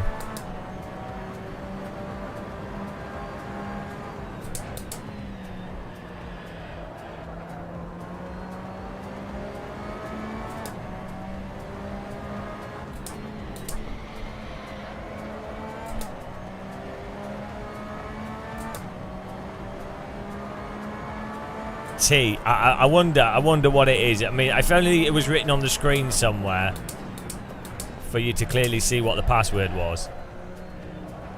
You might have to be like a right detective to work it out. We actually did the BMW lap by drifting. It was just absolutely nailing the line around the track, to be honest.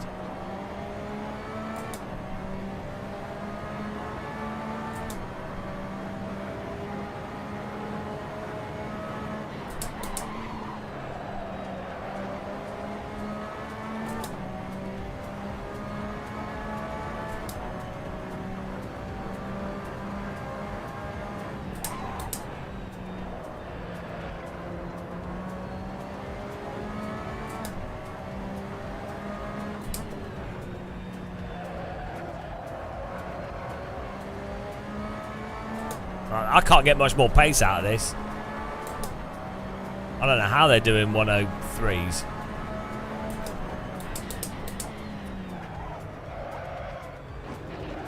Well, not by doing that.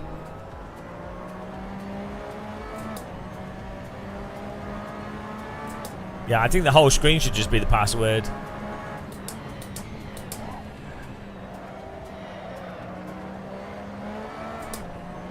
Thank you, Robin DG.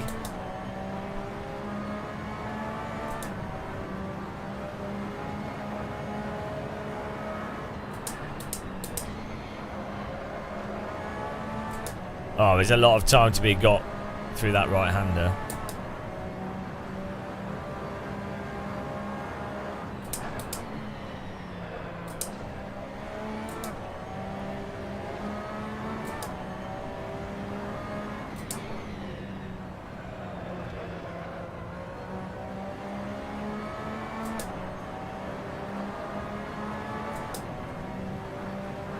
Will I get one more lap here?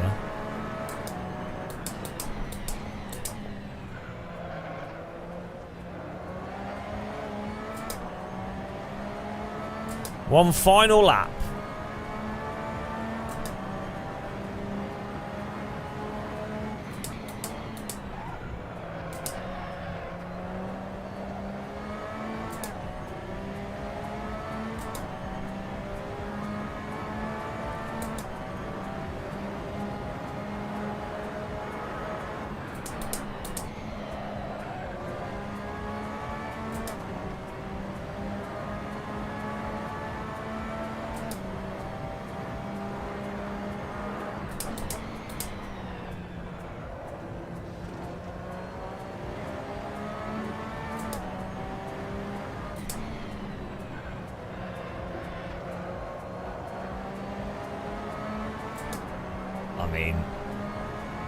Okay, let's go.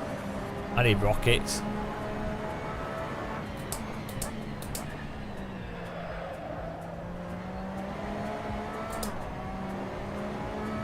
We should do exactly the same lap time twice in a row. Right. Banning, Thomas Smith, JarQ, Alpha Raptor, all banned. All banned. How on earth are they doing a 138?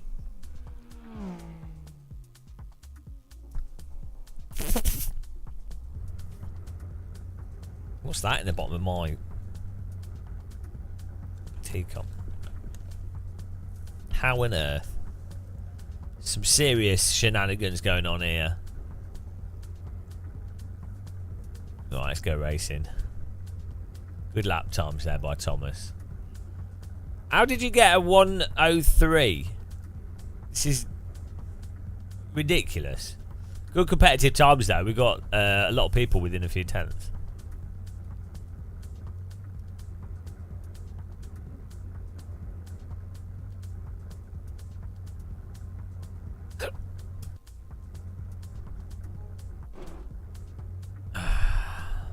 Right, here we go. Here we go.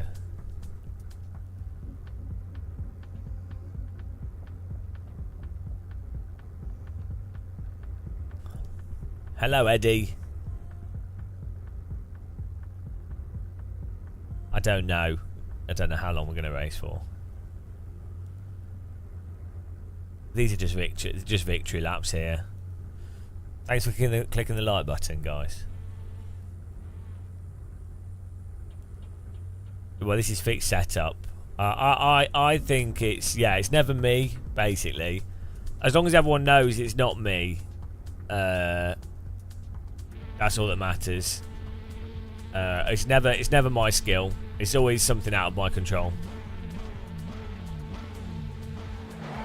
Definitely cheating.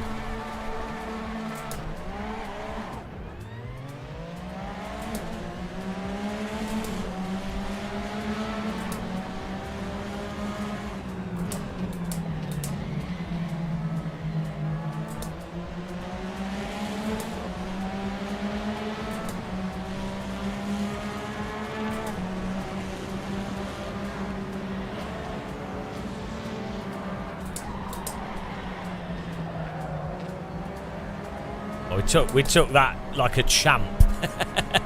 Car to the bottom like a champ. In iRacing, that would have been death.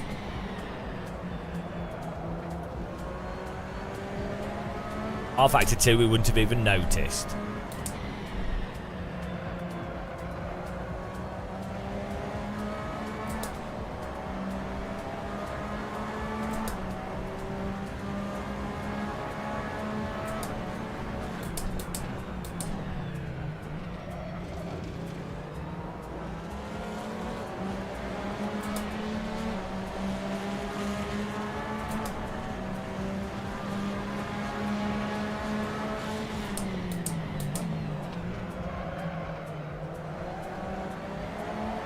Oh, bloody hell. Lighting up the rear there. Oh, top three. JarQ, Thomas Schmidt.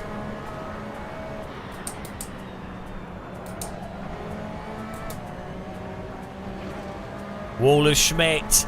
Quite a bit of draft in this car. You get good racing from this car.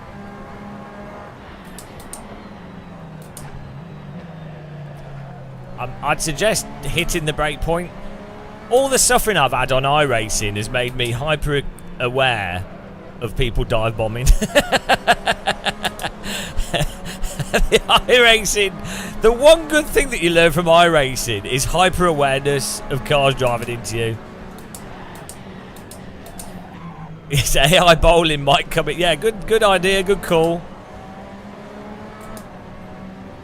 They say don't drive in your mirrors, but I think for sim racing, your mirror should be bigger than the main monitor view, to be honest.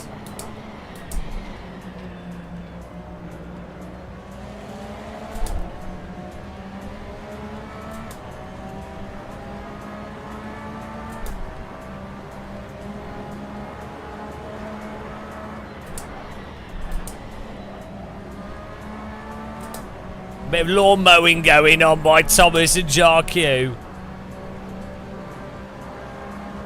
Mr. Palmer won't be happy with that. I'll get you kicked off the track day at these circuits.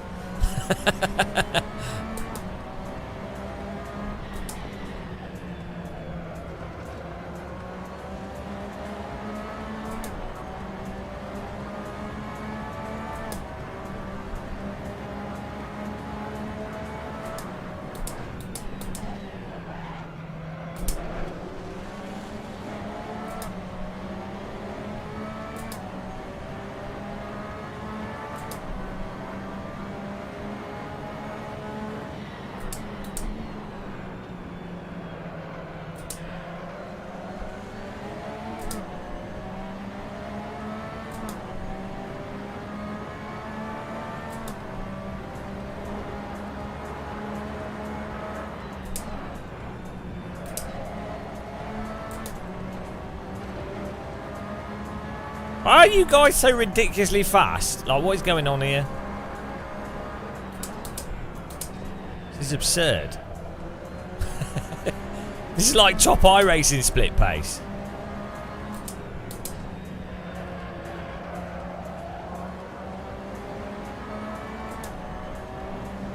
It's BCast Tools Orbitals. Part of Streaming Suite.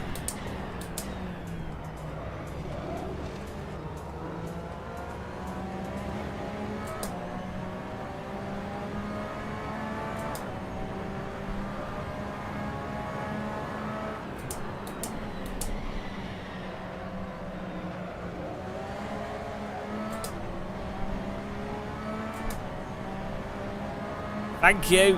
What a god. Chad is what I prefer to go with. Chad.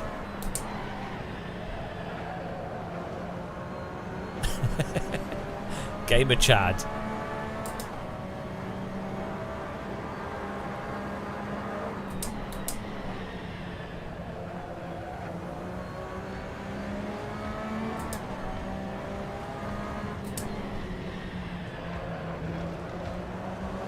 Can we ban Tom? Caught it. Can we ban Thomas? Oh, bloody hell. I was going to get... Oh, hang on. Saved. Save the podium. Let's ban Thomas. Oh, bloody hell. Guys, try not to crash into each other at the end. I did put my brake on though. Nice driving there by Thomas, Jarku, myself. Storbart in 4th, Ernesto 5th, R. Sadler 6th, Ryan Affaraptor 7th, Simon 8th, Marov 9th, Ricardo 10th, Norbin 11th, Blard of OT 12th, Cheded 13th, XXB 14th, and Cheeky 15th. We'll stick with this car and we'll do another race on a different track. I'll make, yeah. Good driving though, yeah, guys. Ban for Thomas for being too quick. What was that about? It's a really good car that though for jumping racing. It's because you basically get the best of GT3, but it's more planted. No ABS, bit of TC. It's a good. Hello, Pubsy. How's it going, man? I think we need to do. I think we could do a classic here.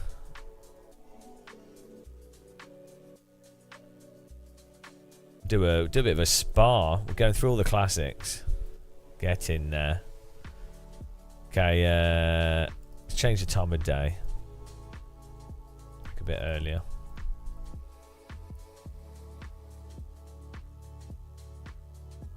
There you go. It's up. Get in there. Server's up.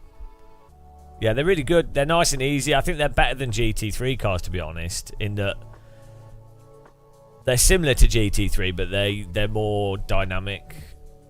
Actually, I think they're faster than GT3, a bit more sort of pokey as well. Right, I need to get a drink as well. We could do some old DTM, yeah. Well, we could do a Clio's, yeah. Woo! Who's getting in here? Filling up pretty quick. Make sure to click the like button as well.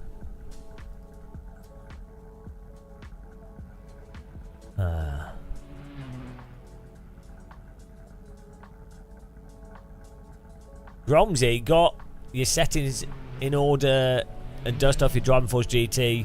Time to get pummeled. The pummelage is real.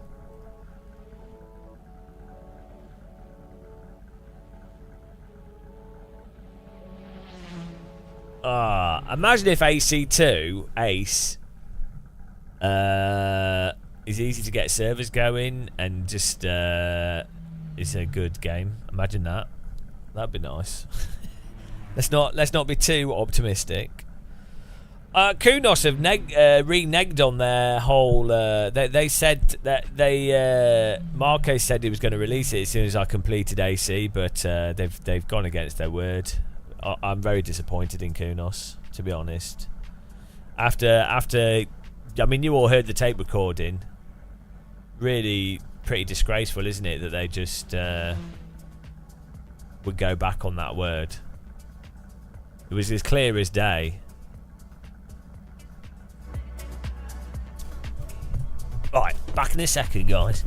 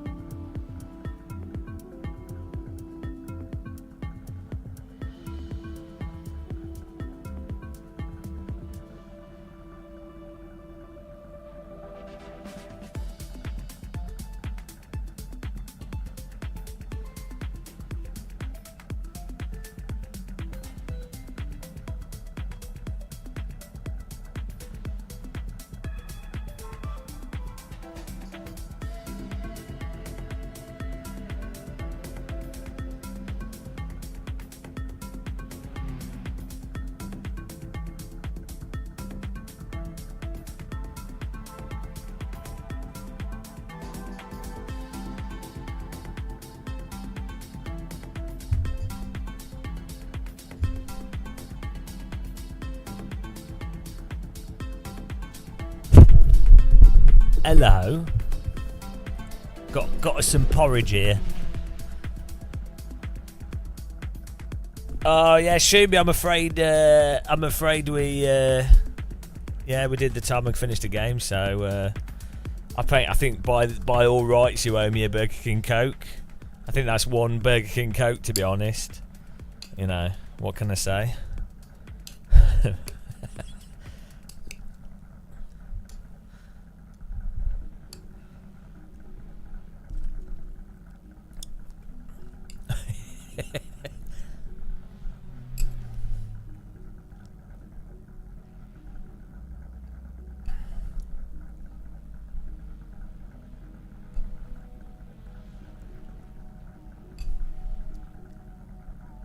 It's up there in the annals.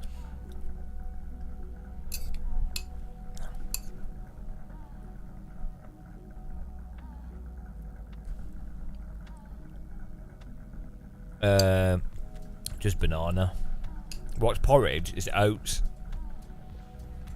with milk?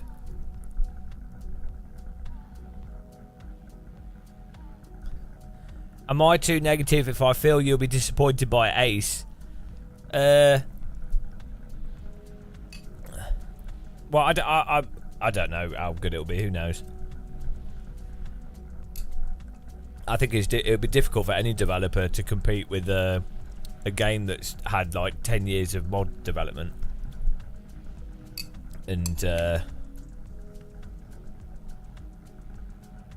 yeah, I'm not quite sure what Ace is supposed to do over, like, realistically, what you basically just need is iRacing, but with good physics. Better physics than netcode, and iRacing would be the best game ever. Maybe if you had some single player mechanics or something. But yeah, I'm not really sure what.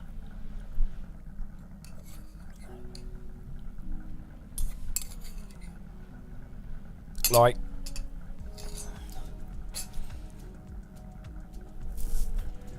to make you, well, so for Ace, I think they pretty much have to have backwards compatibility for AC mods.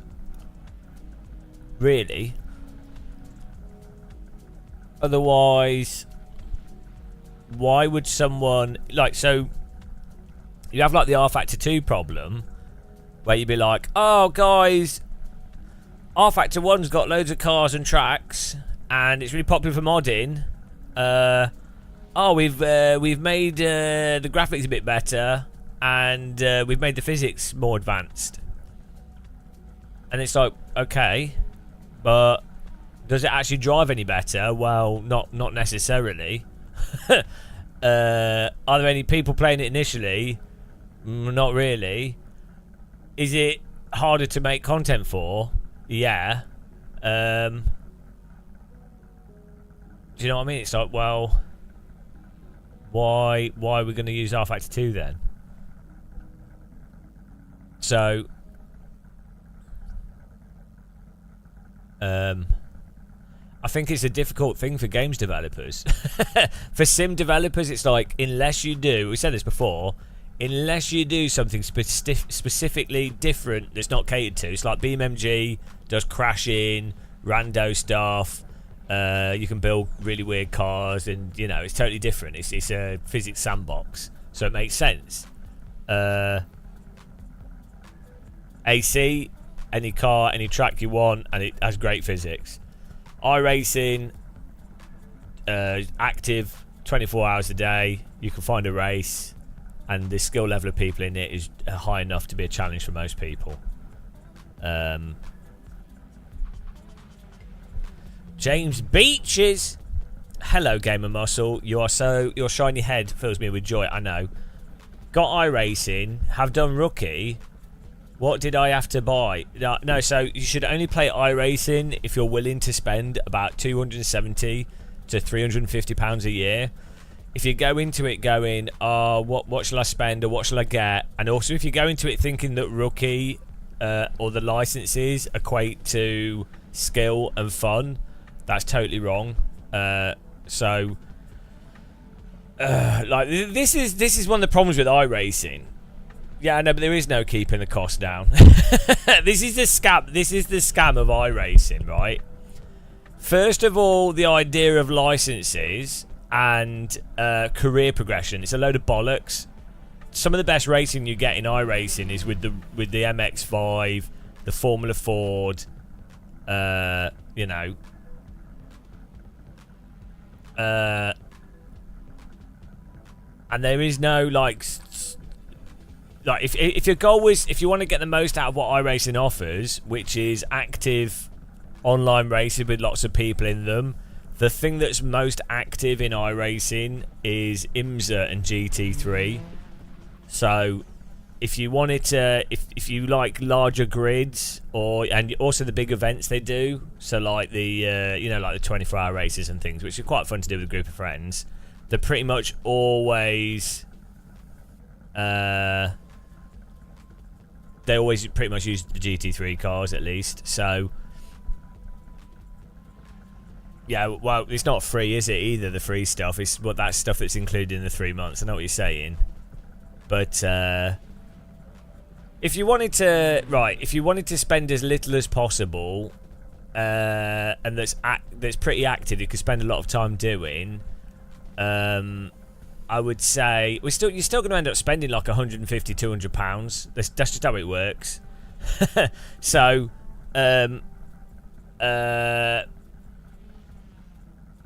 like, if you do the GT3 stuff, you have to buy a GT3 car. It's £15, and every week they're going to change track, and so it's going to be £200-300. If you just do, let's say, the F4 car, I find is generally quite good. But if you're going to do the F4 car, every week is going to be a new track, so you're going to spend, whatever way you look at it, James, if you're not prepared to spend £270-350 for your first, each year, for the first 3 years or so in iRacing, just don't bother. If you're having to think about the price of it, you'll just end up resenting it. It's really not worth it. You'd be much better off doing like playing ACC, LFM stuff with ACC, to be honest. The way it works is there is a reasonable sized group of people that will certainly get the value out of iRacing, or they've at least lied to themselves. There are people that are genuinely getting value out of iRacing, and for them it's great. In fact, it couldn't be any better value for them because they spend so much time on it. It's fantastic value. So there's that group of people. Then there's a group of people that have basically been cucked by iRacing, and they are completely deluded into it basically being the ultimate thing ever, and they spent so much money on it, they're kind of trapped into it regardless. And so, you know, they'll say, oh, it's great value. But, they're buying to the bollocks about, oh, it's most realistic, or, you know, all this stuff. It's like, it doesn't matter, it's a video game, so is it fun or not, right? Then you have a lot of people that are sort of just struggling through it, and they're like, oh, I kind of want to, they've bought into the licensing thing or the iRating thing, and they're like, oh, I want to get this, and I want to progress, and I want to get better. And it's like, if that's your goal, just do that with another sim that's cheaper. I've spent thousands of pounds at iRacing myself, and I've actually got quite good value out of it at times. Sometimes I haven't. I think when I first started playing it, I didn't really get value out of it, because as someone that plays a lot of sims, I would play the other sims, and then I'd be like, oh, I'll do some iRacing. Oh, I need to buy 2 tracks, I need to buy a car, and so you end up spending 50 quid, and then by the time you go, oh, I'll give it another go, it's changed track again. So, no, I didn't say, yeah, 200 to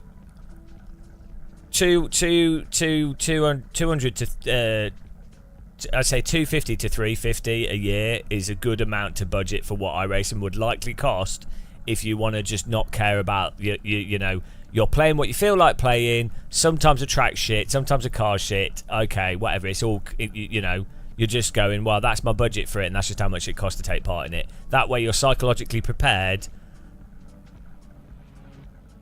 Yeah, the whole idea of like, oh, but you could just buy a track, one track and a car, and see how you go.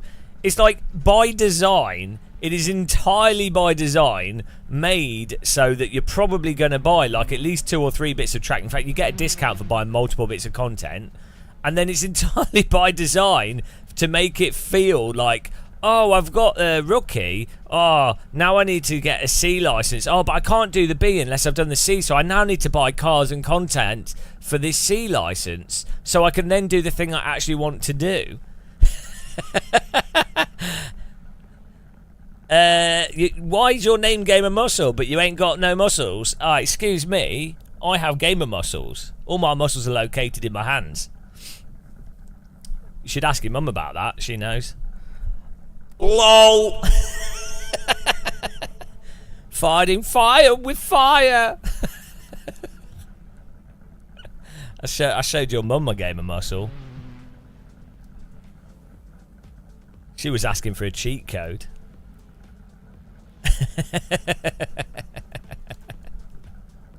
Yeah, no. Well, I'm able to move, so I do have some muscles. I'm not like Stephen Hawkins.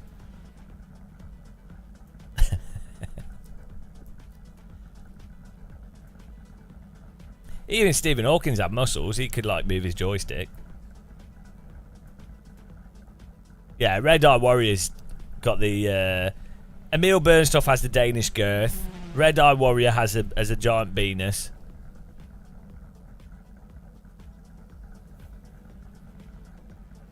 You know.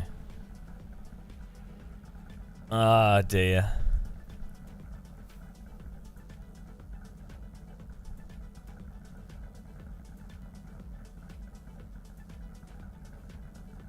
I should probably do a lap, actually. Let's do a lap. I'm going to be embarrassed.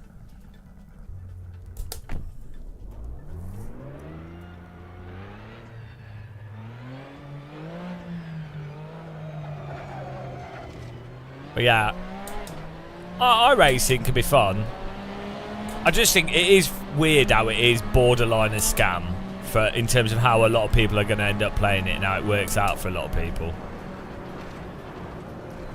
Like, if it wasn't for the marketing that iRacing is realistic, I'm not sure if people would put up with it.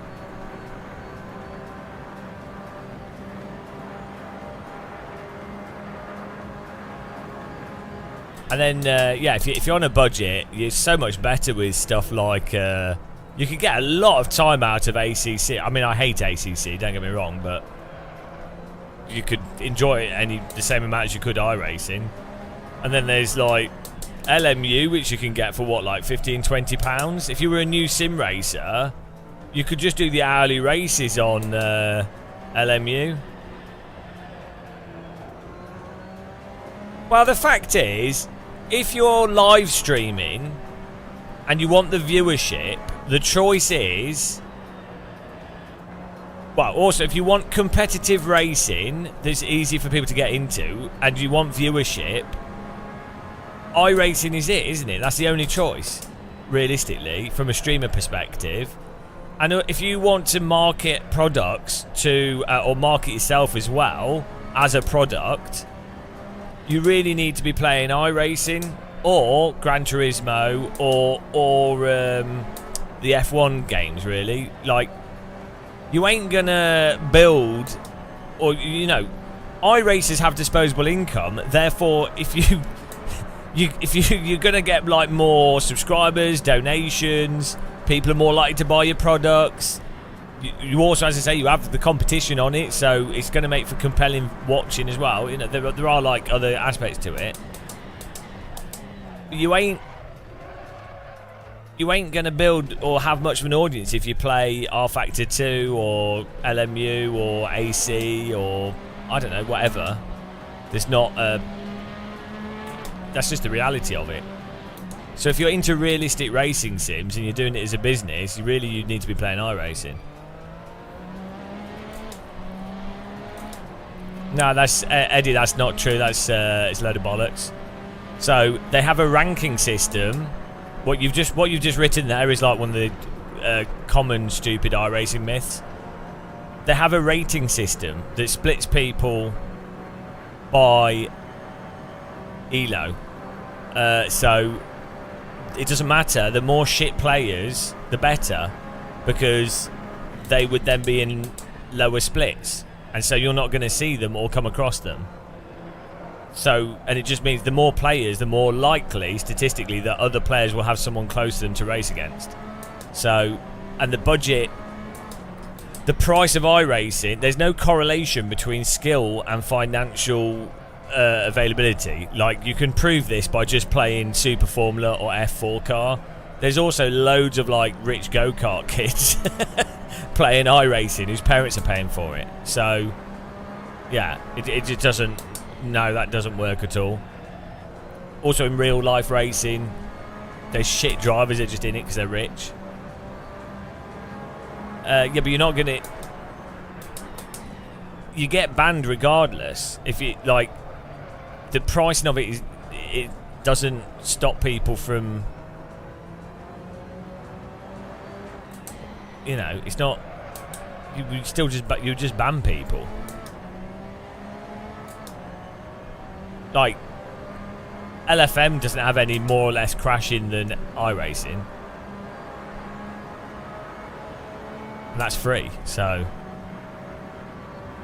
LMU races are cleaner than iRacing, and that game is £15. So, no. I mean, if it did work, I think there's definitely an argument for when a game is completely free, but that's more to do with just... That just makes it easier to create bot accounts and stuff. So I'd agree, the argument applies when it's totally free. But if you're talking about anything that requires a card to buy, it's not the price, it's the thing that works. It's the using a card to buy it is the crucial thing.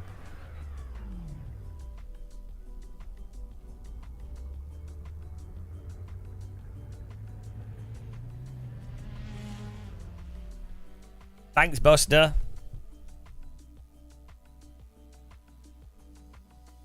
Okay, let's go. We're good, yeah.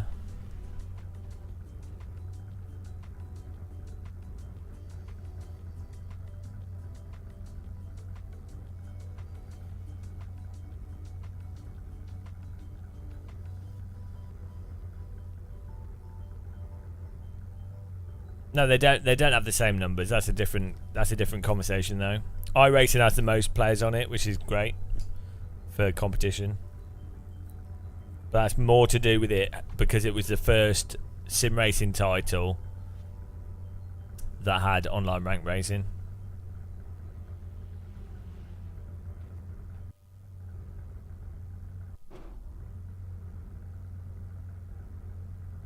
Okay, so it's online structure and the sessions and stuff are it's really well done.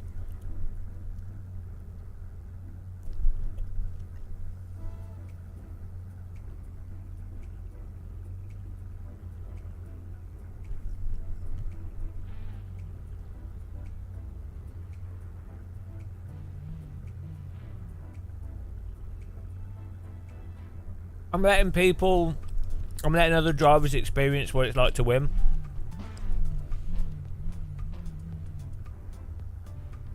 Okay, Thanks for clicking the like button, guys.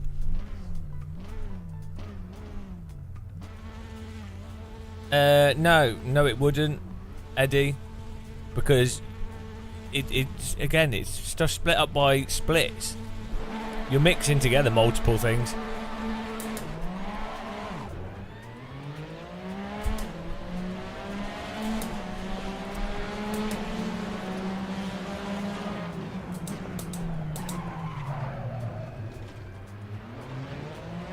Oops.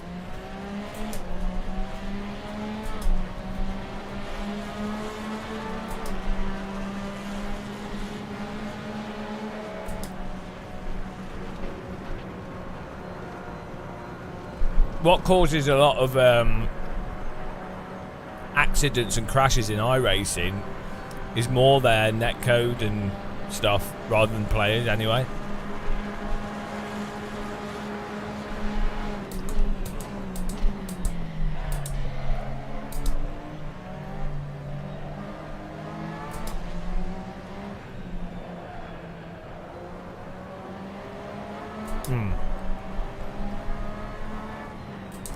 I guarantee you, iRacers are better at driving in terms of input skill and precision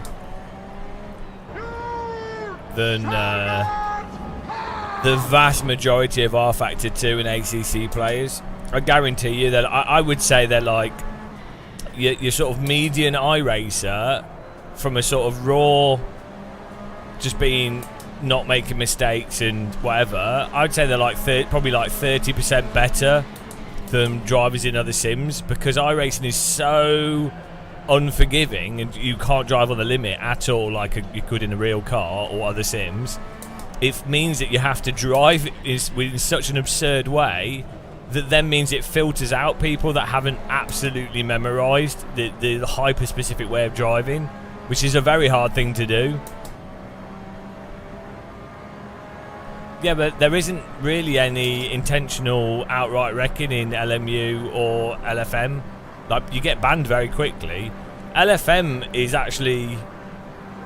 there's not really that much intentional wrecking in iRacing either. I mean, there is occasionally in like rookie splits, but that's mostly addressed by ELO and rating. If you've spent 100 hours playing a game, you're not going to want to wreck someone and get banned, are you? Like, there's no point. The vast majority of crashing in iRacing is due to the tire model and netcode. There is like moderate car contact which causes huge accidents, which is intentional wrecking, but it's mostly just due to iRacing being ridiculous and not allowing slightly aggressive driving.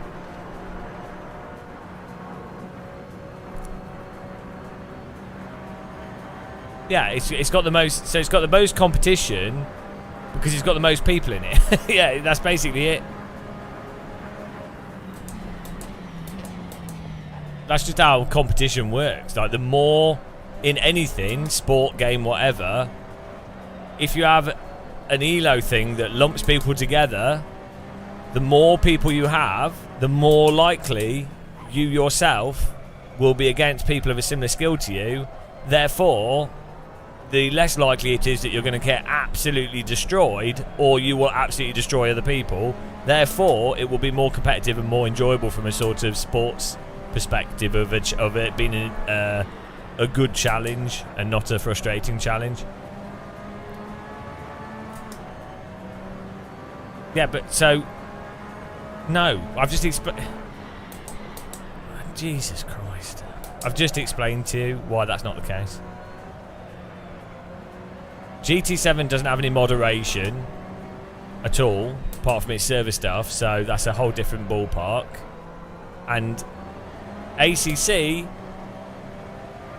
is just more heavily moderated, so it's not just because it's got less players. Also, I've just explained it. I'm done.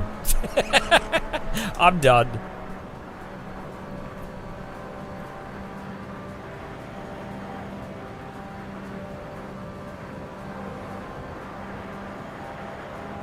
Let's get in there.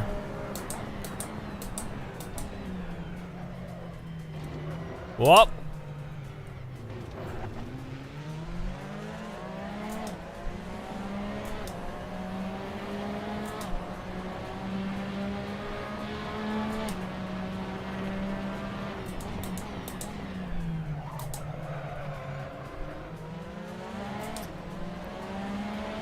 Oh, glorious. Oh, 5th place. We're already in 7th. No, no, no. Disagree to disagree. Let's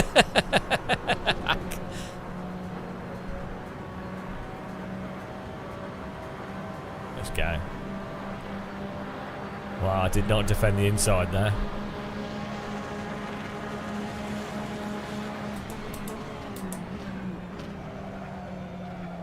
So this car's quite a nice car for like general online racing.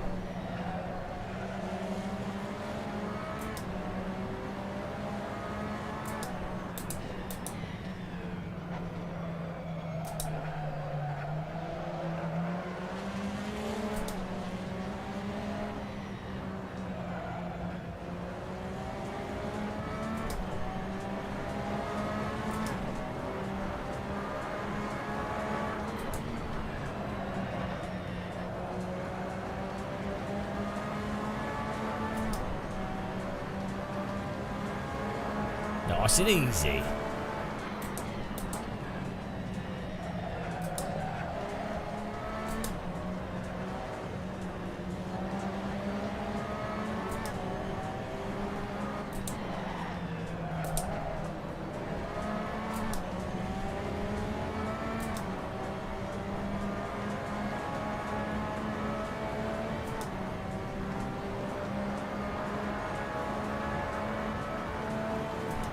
Fast boy's cheating again.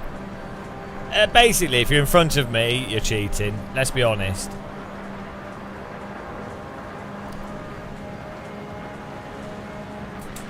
Oh my god. Oh, he broke very early there. My intention was not to overtake. His braking caught me off.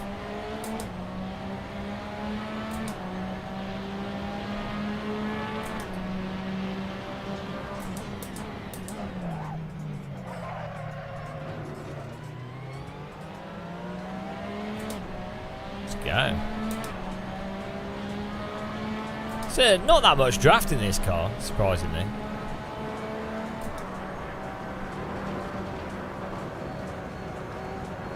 I think we should definitely do like I might do some like longer races in AC.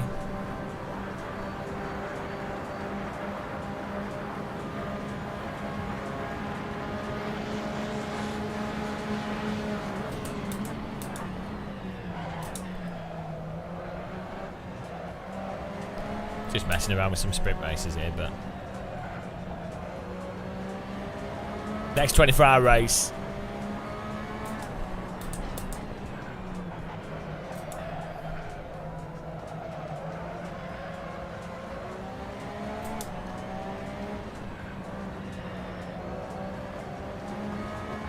Oh, apparently that's legal.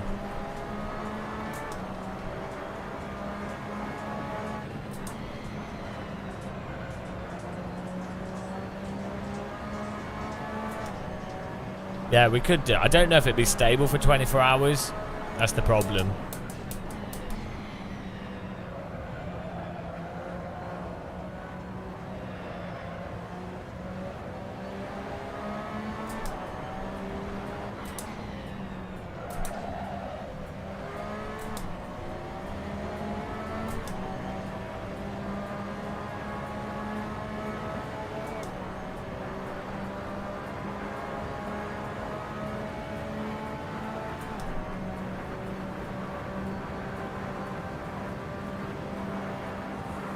I think we need to add rockets.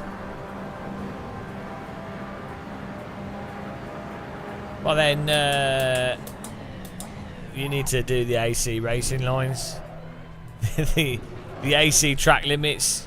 That's something Kunos could improve on in ACC or AC2 or whatever. They did an alright job with the track cuts in with ACC. I think they did quite a reasonable job.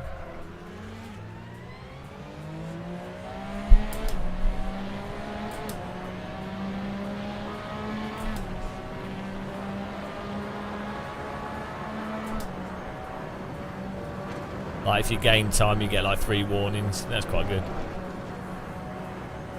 Like I think you should, if someone cuts the track accidentally, I think you should give them like an option to avoid the penalty,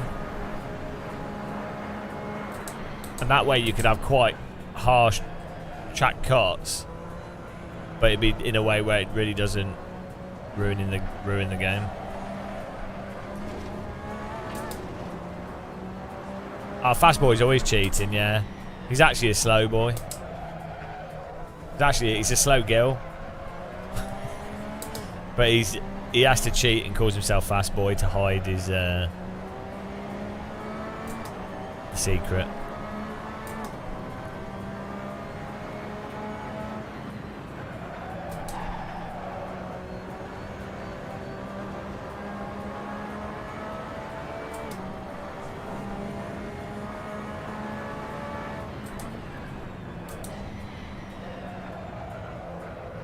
Yeah, I knew it, I could tell. Oh, we're in glorious 7th here, guys. It's not bad.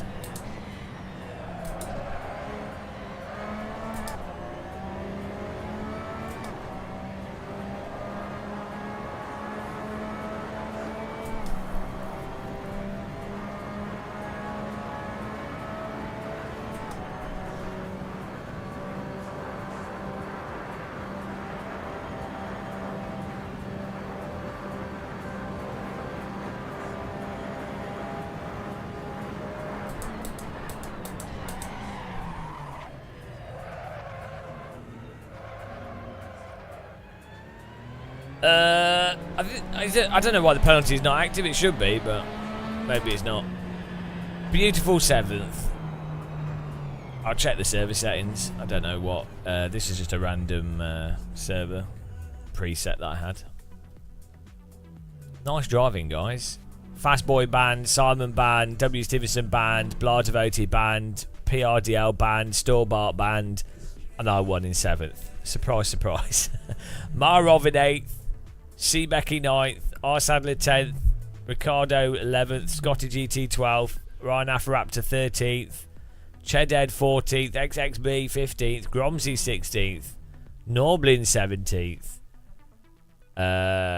Tritty in 18th, El Sabatano 19th, Jay Hartley in 20th. There we go. That's what you get, Red. We'll let them finish, and then we're off to the next track. I'll if I put the extra pit boxes on, will people get confused? And will everyone go, I can't get in the server. What do I need to do to get in the server?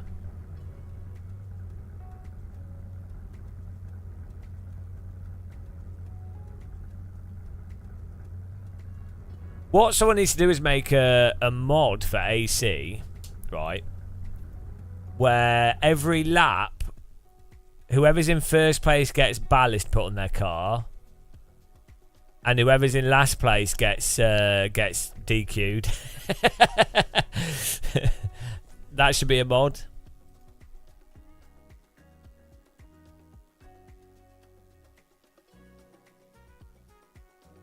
All right, Ricardo. Good racing. Right. Yeah, you. That's what I'm saying. You can add the weights in, but you have to do it by driver number. It's really weird. So a mod might find it hard to do it based off position.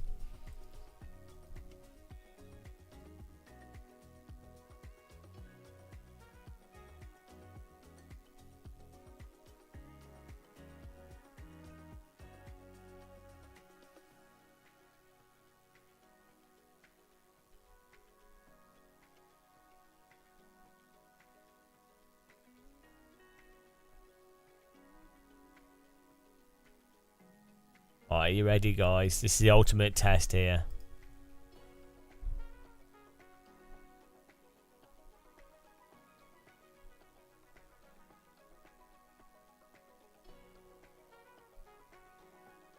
Alright, servers up.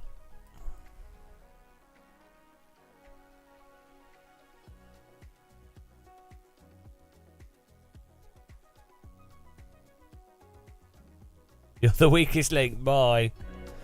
I think you could even have... You could have like a Battle Royale driving game.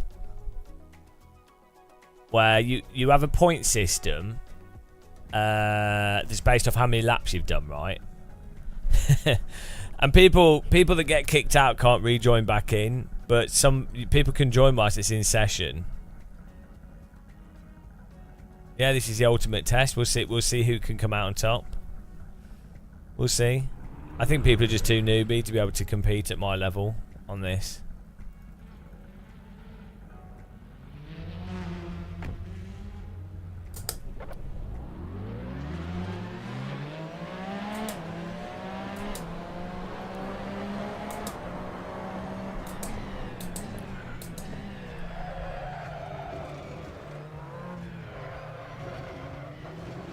Let's be honest.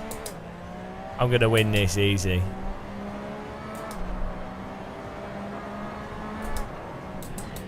I don't think I've driven the Nordschleifer in this car yet.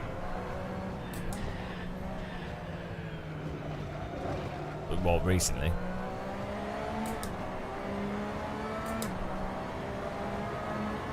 Nordschleifer.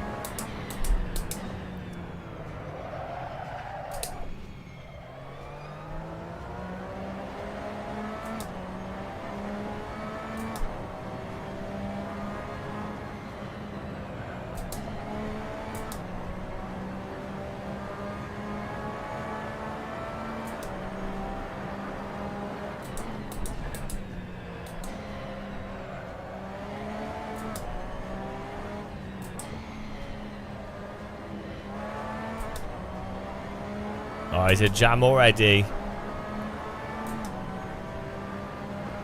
Alright, Stubby.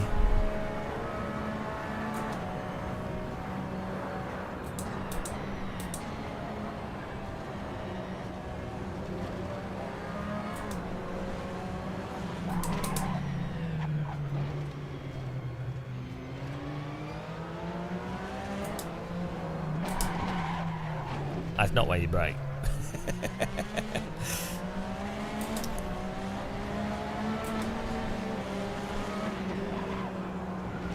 What are you doing? Do you not know the track?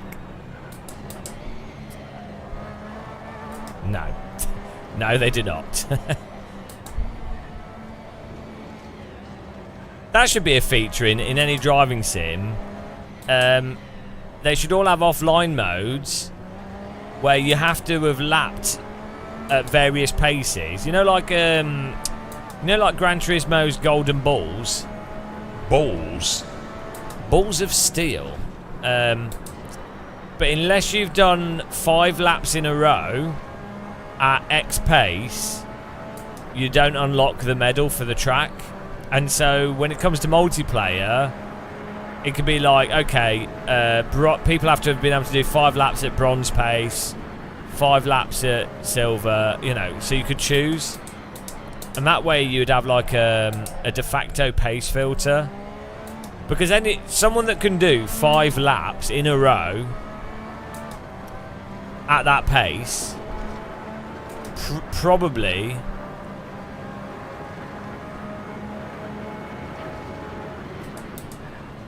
is able to drive reasonably consistently. Especially if someone could drive 5 laps at actually a good pace.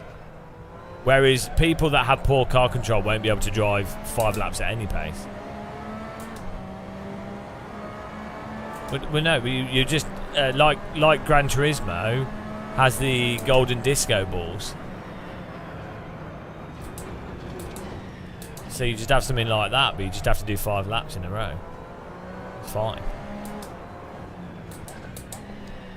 Why you love sim racing or how I got involved with it, John Rambo? Well, I was in Nam with my machine gun, and I was holding MG42 in each hand, and I was shooting out the helicopter window, the Huey, and I was lighting up civilians, and then I was like, oh, this is terrible. Why do we need to be so violent? And that's when it occurred to me, what if we play driving games? And so that's when I decided to start sim racing. And ever since then, I've been focusing on tyre models, and it's been great. That's the true story. No, the real story is, I was like, right, what do women find the most sexually arousing component of men? And it turns out it's been sim racing. So that is why I decided to focus on it, because I was like, right, this is a great way to sleep with thousands of women. So that's how I got into it, and then the rest is history. And I think that's why most people sim race, to be honest. They don't really, nobody actually likes sim racing. It's just the benefits that come from it. It's like learning how to play a guitar. Nobody really likes how guitars sound, or playing them's just awkward. But it's worth that suffering for the benefits, you know.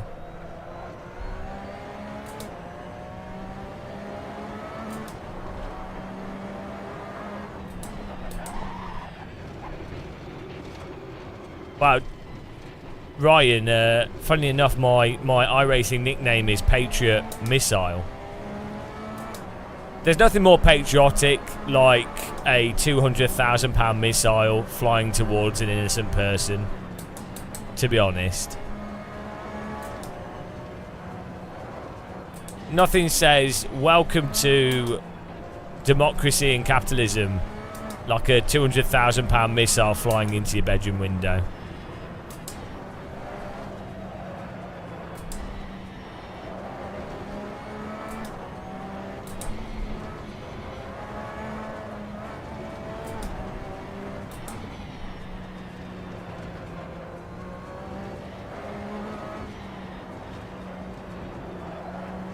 Well, you know, I'm just at such a level of sim racing. Like, let's put it this way.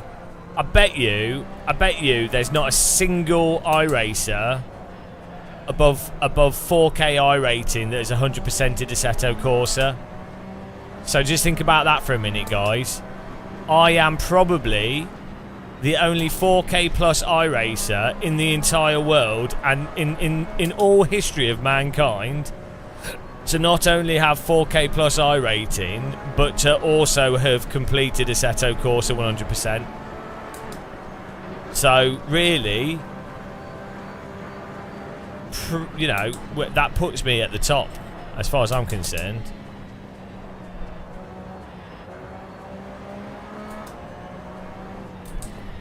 Well, you know, you have like James Baldwin, world's fastest gamer. Is he? Is he the fastest gamer? I've not seen him ever do a speed run. Thank you, yeah, thank you. I appreciate the applause. I've never seen James Baldwin play Tetris. I bet he's shit at Tetris. I bet. Challenge. If any of you want to message James Baldwin, tell him the Game of Muscle will 1v1 him at Tetris, and we'll put him in his place. I guarantee you I could beat James Baldwin at Tetris. World's fastest gamer, my arse. World's shittest Tetris player. Guarantee it.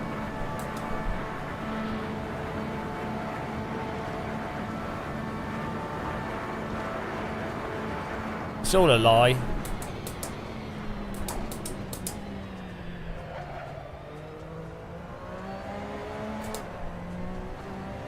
I know. Tar Peter, it's people like me that move things forwards, ultimately. Everyone else just stagnates stuff. I'm like the Concorde of sim racing. Brakes would be nice.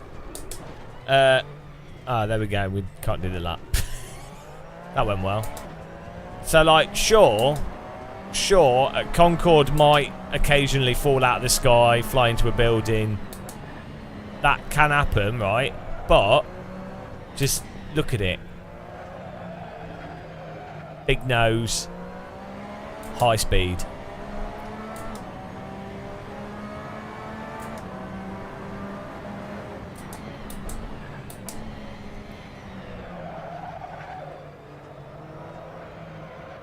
Wow, we need to change tire pressures on this setup.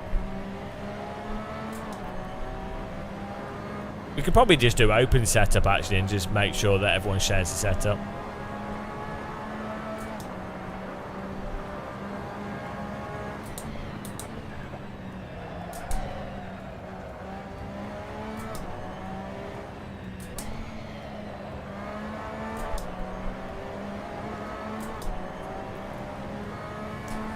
Well, they don't fly them because they're too cool.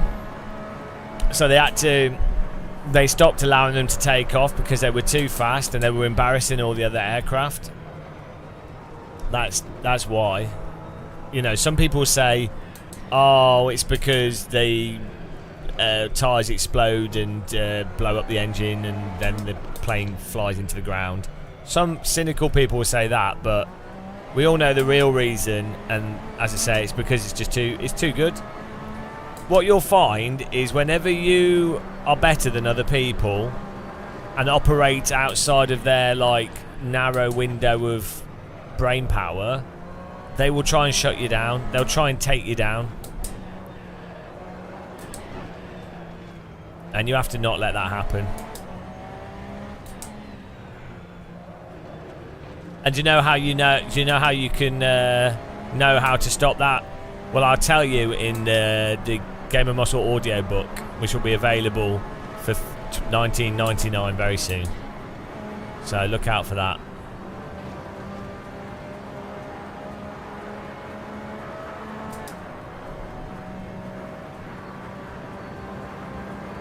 It wasn't, well, in some cases it's debris from the wheels getting flicked up, but part of it was tyre blowouts from the aircraft itself.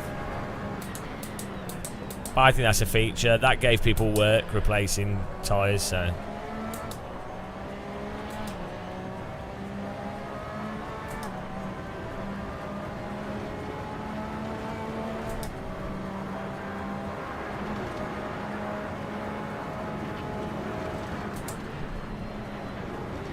This car's pretty quick.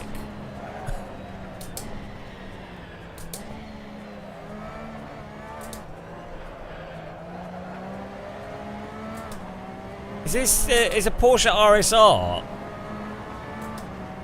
straight line speed better than an F4 car?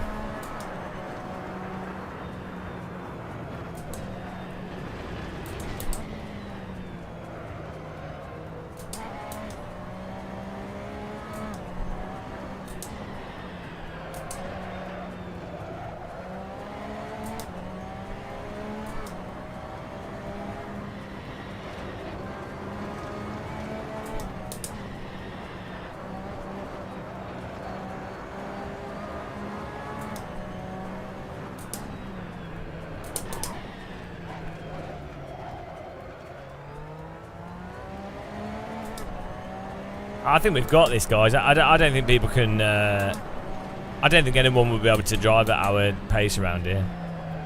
This race. There's a few slots in the server if you want to join it. Just search for Game of Muscle.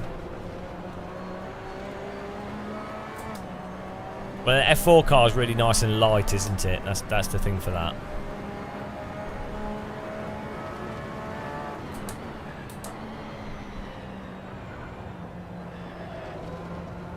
So here we have Marov in first, showing off. Fast Boy's a bit slow here. He's not done a good lap. And the rest of the drivers haven't turned a lap yet. They're just chilling out. They're intimidated by the Nordschleifer. They probably just got DQs. You know. If you want to join the service called Game of Muscle, password is T in capital letters.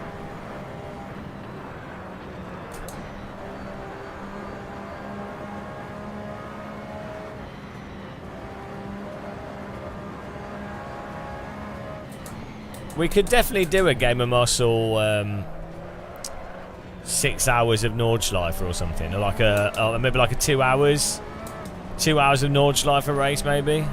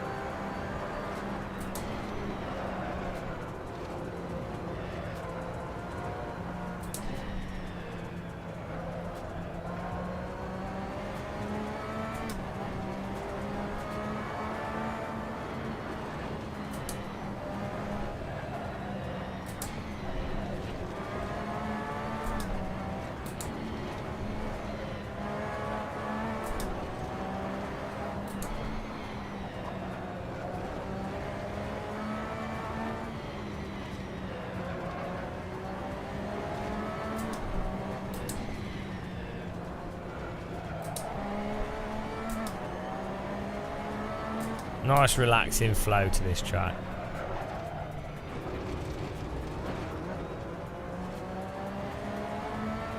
Oh, if I slide around, the tyres get warm. That's handy.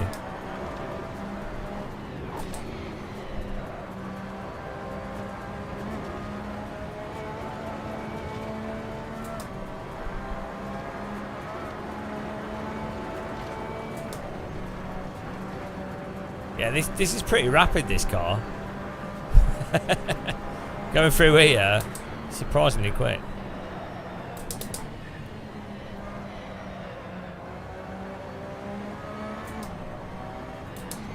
I think this car was designed for this track.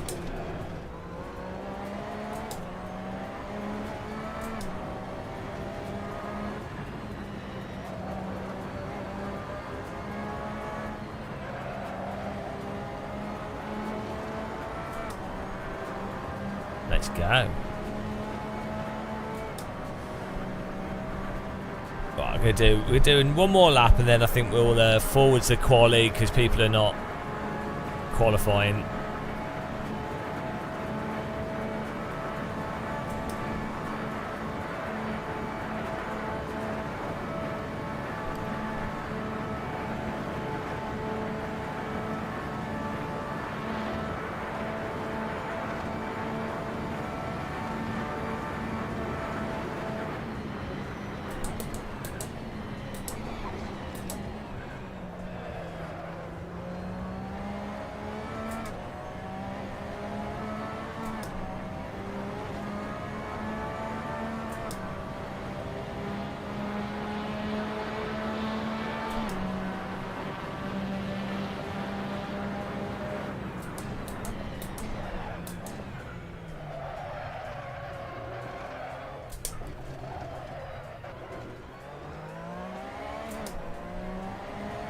Well, they seem to be struggling to turn a lap.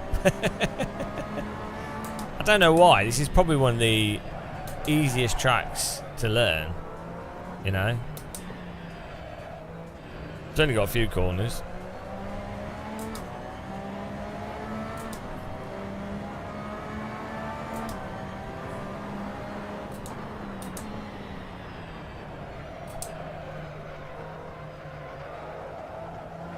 Nice.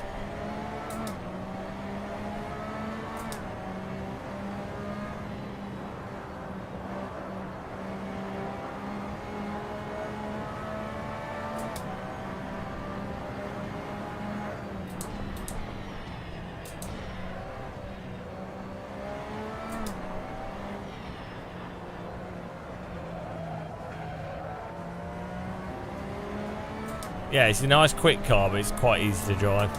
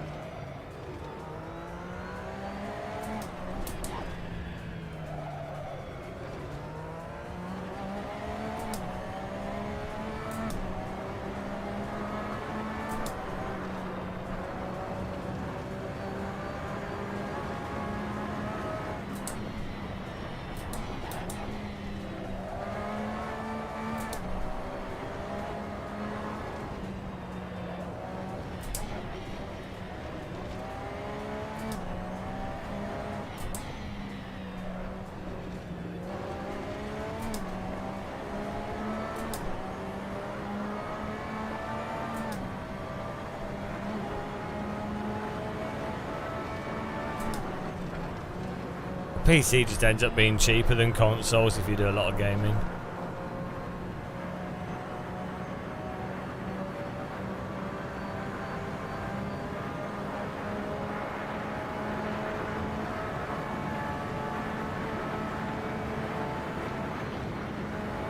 This car's hooked up.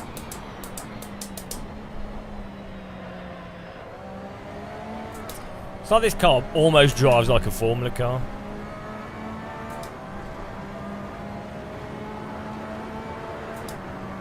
How does it end up cheaper? Because the games are like 30 to 60% cheaper on PC than console.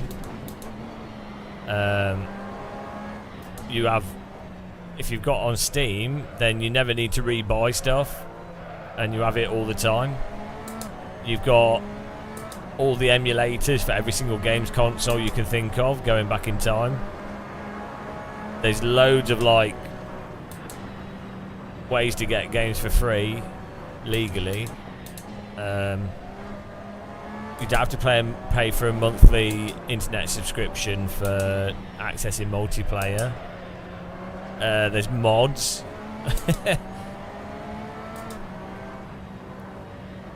You don't have to buy an expensive computer though. Like, you could just buy a Steam Deck for like £300. Basically get PC gaming for £300. So, and then if you've got a Steam Deck for £300, everything you buy for that would also work on a PC. So if you then got a PC at a later date, yeah, but if it's old stuff on a PC, you could probably find a way to download it as well.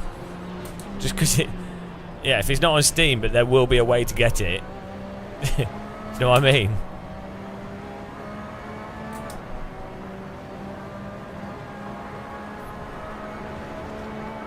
Pretty much all new like technologies come to PC first as well.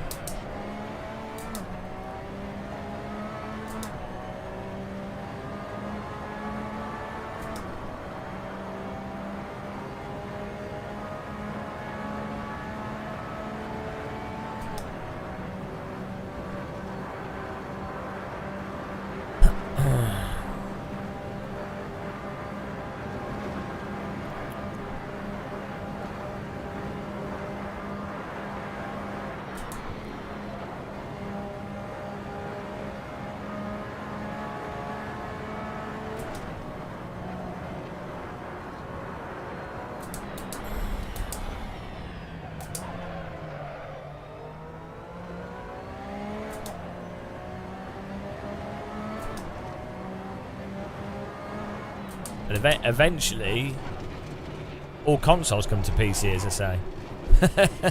So, you know.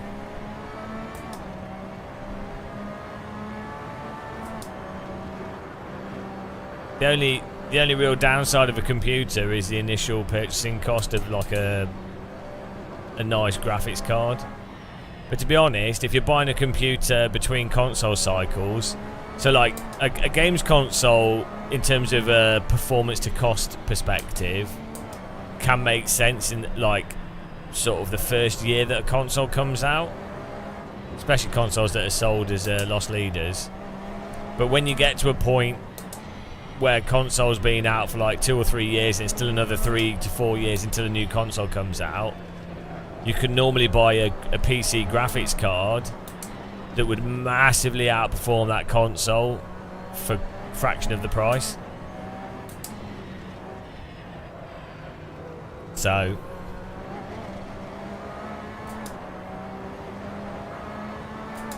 like you can still, so what's happened on PC is the high-end graphics card stuff and the mid-high-end graphics cards are like stupidly priced, but the APU performance and the low-end graphics cards, they actually still have managed to maintain to be very competitive prices whilst being very good at performance. It's just high-end PC gaming that's a problem. That's how you know you played AC too much, when you can catch slides like that. You've played AC too much. Imagine doing that in real life, just casually chatting and yeah, easy. You'd be shitting yourself if you did that in a real car. Yeah, I mean, like I said, the Steam Deck is a really good example. Steam Deck basically has the performance of not quite an Xbox, like an Xbox 360, give or take. It's not quite analogous, but it's, you know, for £300. I mean, you can get a second-hand Steam Deck for like 250, can't you? You're crazy. That's why I really like Steam Deck. It sort of does the games console thing, but with PCs. So you get the best of both worlds. Oh! How many laps did we do before we ran out of fuel? 4. That was good. That was good timing for fuel there.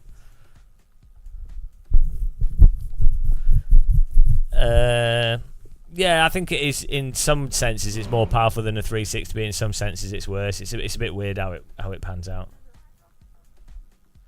Yeah, normally you can build a pretty good PC for about £800 if you know. If you're going to be playing stuff like Counter-Strike 2, Rocket League, like stuff that would be PS5 games, you know. I definitely think Steam Deck though. So I've got a Steam Deck OLED. I would say that basically whatever the next Steam Deck is will be the perfect personal console gaming thing. So the Steam Deck is just slightly too slow. So you notice it when you're playing Counter-Strike 2. You know, you notice that it doesn't quite run it perfectly, and you can't do like 1080p perfectly. It can't quite do Rocket League absolutely perfectly. It will do like 90 FPS and stuff. Like it's totally fine, but like compared to a PC, I think if the next Steam Deck can be like basically 30% faster than the current Steam Deck, 30-40% faster, it will be in a position where you could plug it into a 1080p monitor and you'll be able to play Counter-Strike at 100 FPS, Counter-Strike 2. You'll be able to play Rocket League at 100 FPS at 1080p. Like, do you know what I mean? With AA and everything. Just needs to be a little bit faster. VR should be alright with the 4070, yeah. I use a 3080 Ti. You just turn the graphics down.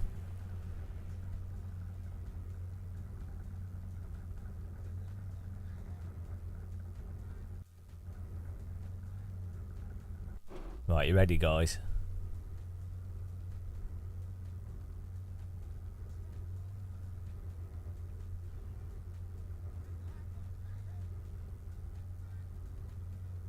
How much does a 4070 cost to buy now?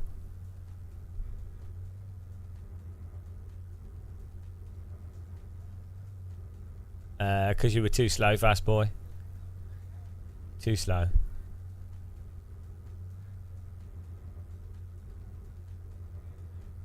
Yeah, 500 is still a lot. Simon B, good evening.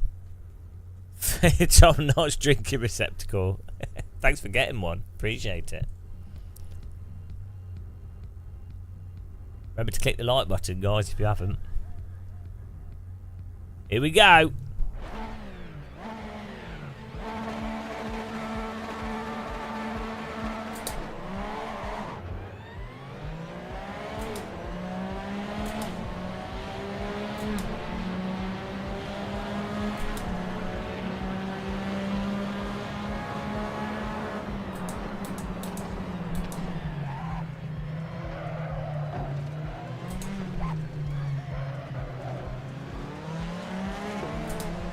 Now, the problem with an Xbox is you have to pay for monthly multiplayer.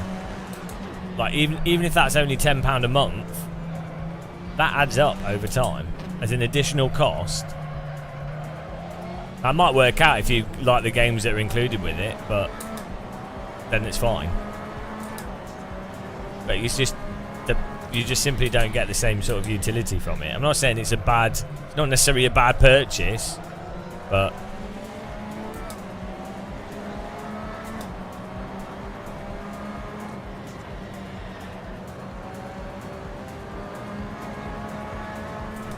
fixing my motion sim rig holder. Perfect.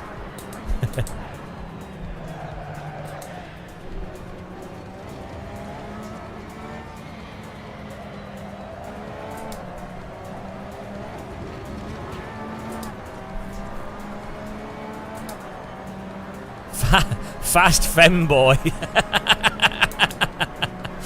Fast femboy leading the way.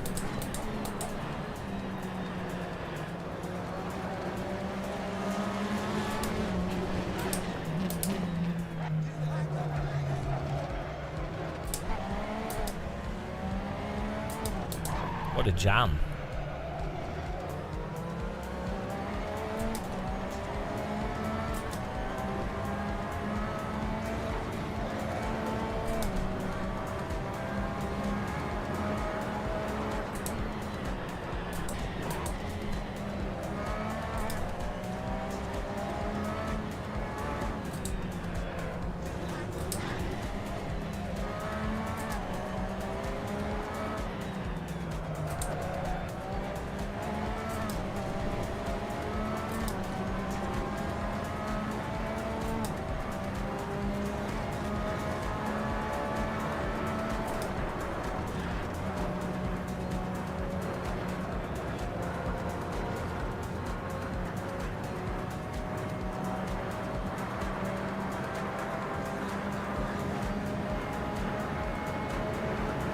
No World War III, hopefully.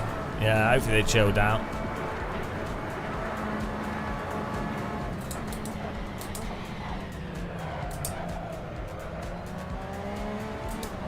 Look at these guys in front of us, clearly cheating. I don't know how people are faster than us, really. I bet these people haven't 100% of the game. I'm probably, like, burdened with the intellectual capacity from being able to 100% AC. These guys aren't weighed down by that, you know. When you have as much knowledge in my brain as me, it weighs you down. Like, my neurons are filled with so much electricity, it's weighing me down.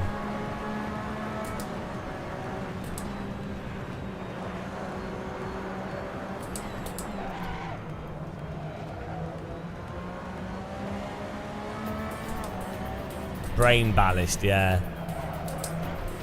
I think of all that moisture. Brain moisture. Moist.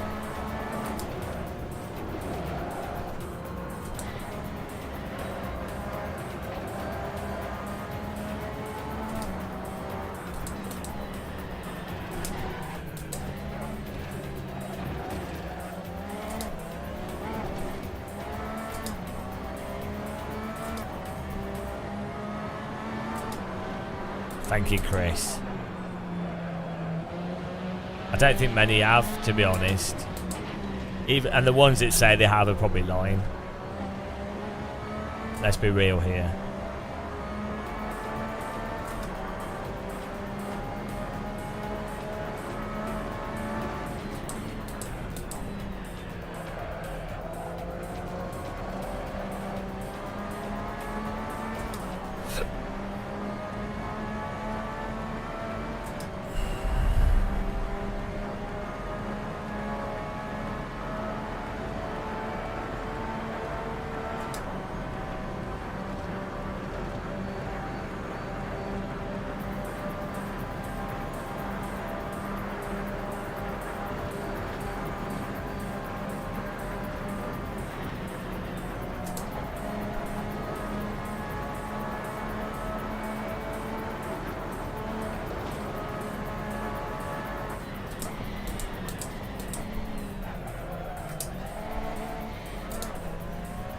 Pure power.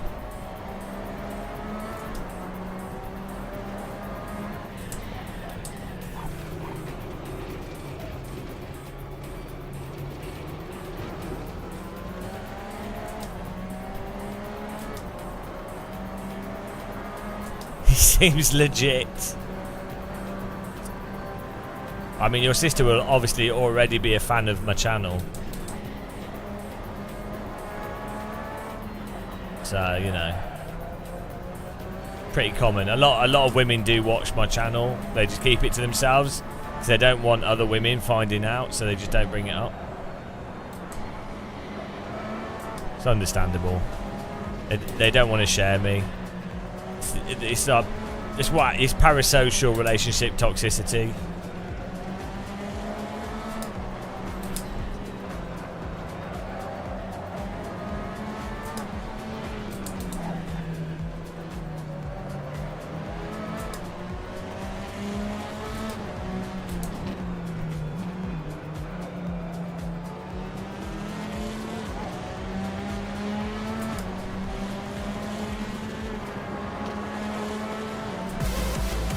Oh, hello. Blank X, hello. Thanks for the raid. Welcome, guys. We're just poning it around the Nordschleifer in a race here with subs.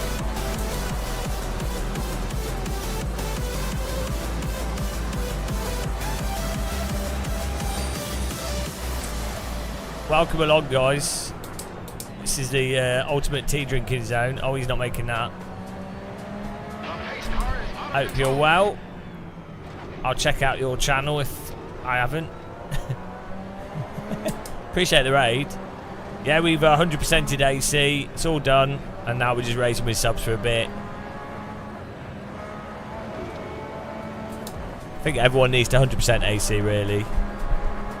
Thanks, it's Rapti. Yeah, feel free to follow if you want, guys. We're also on YouTube if you'd like to subscribe to us there. Do a lot of sim racing content.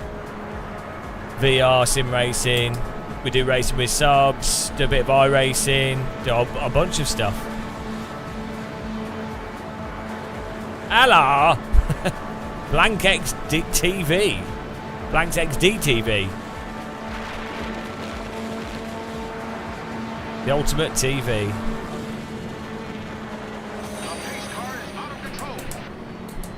Final lap here, just a little 2-lap sprint race.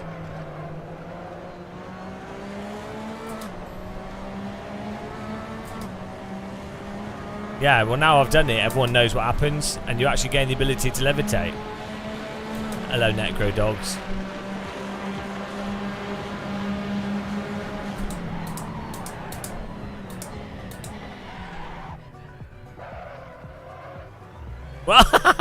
Other guy. It's very easy to lock up on that corner. JRQ. JRQ missed it as well. Just missed me. That was close. It's just demonstrating what a lockup looks like, guys. Tyres are not the best when they're cold. 10 seconds slowing down. Okay, 9, 8.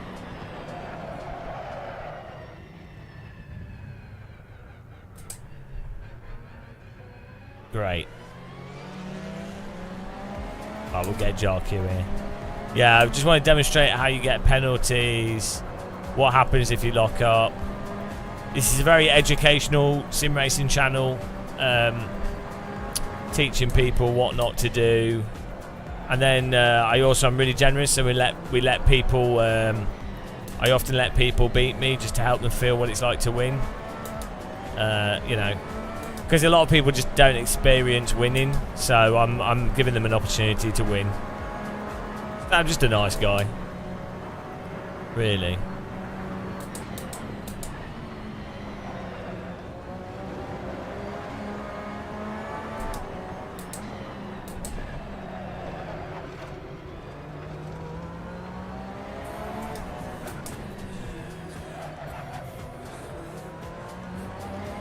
Oh, don't know what that is. I'll take that as a donation.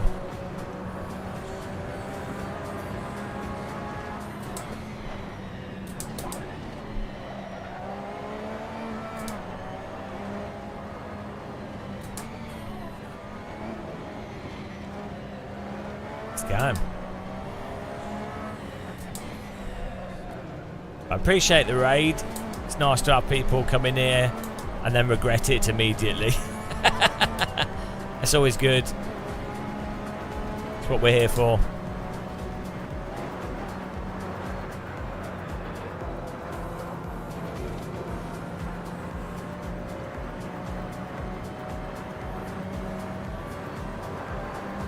I don't like ACC, but I do like the normalist. So that is The amazing. normal. So it's probably one of the one of the or not the best simulation to practice, like even F1 or GT mods. It's really good.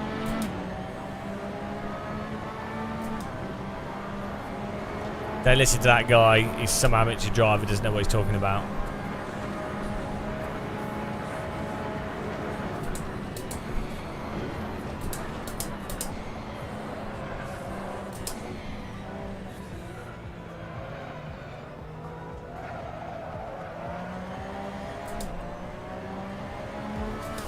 Bitty. I Bitty. don't like ACC, but I do like the normalist. So that is amazing. So it's probably one of the one of the or not the best simulation to practice, like even F1 or GT mods. It's really good. Oh, we're catching third. Bitty. It's so bad.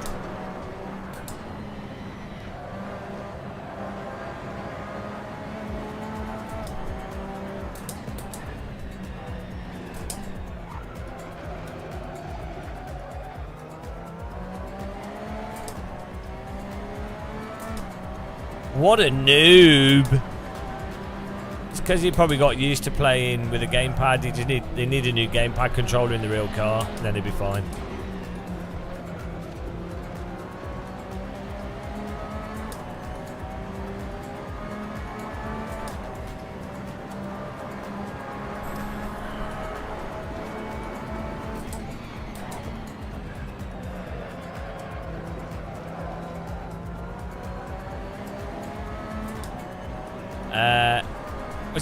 Was that a tea machine? Well, your coffee boiling scale coffee maker? I mean, I don't even know what's going on with that. It's kettle insanity. Yeah, but I thought you had coffee in that. I couldn't tell. It was just a bit weird. Madness.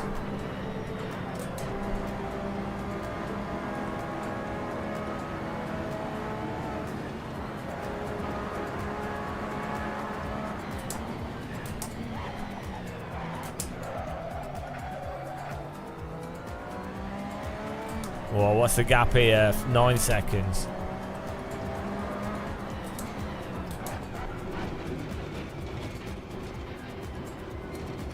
Do you know what's awesome? The F1 game advert, Maxime's in it.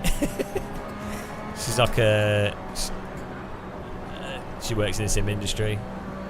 She also does live streaming. Maxime MXM. She's a really nice person.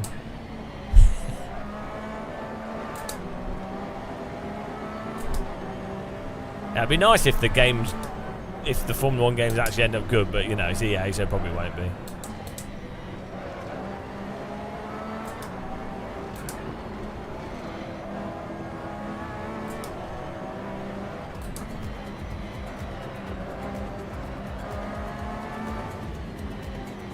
Oh, 3.6 seconds. The podium beckons. David beckons. Well, the priority for a game like Codemasters F1 is to just tick the boxes for the license, isn't it? It's not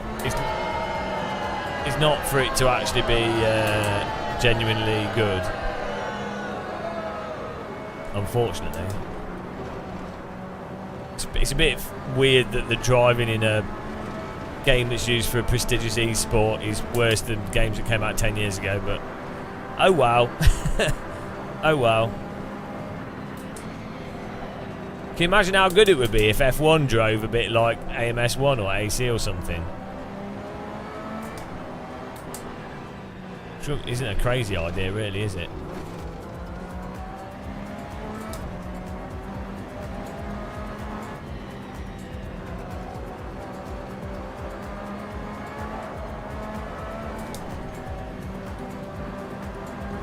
Woo!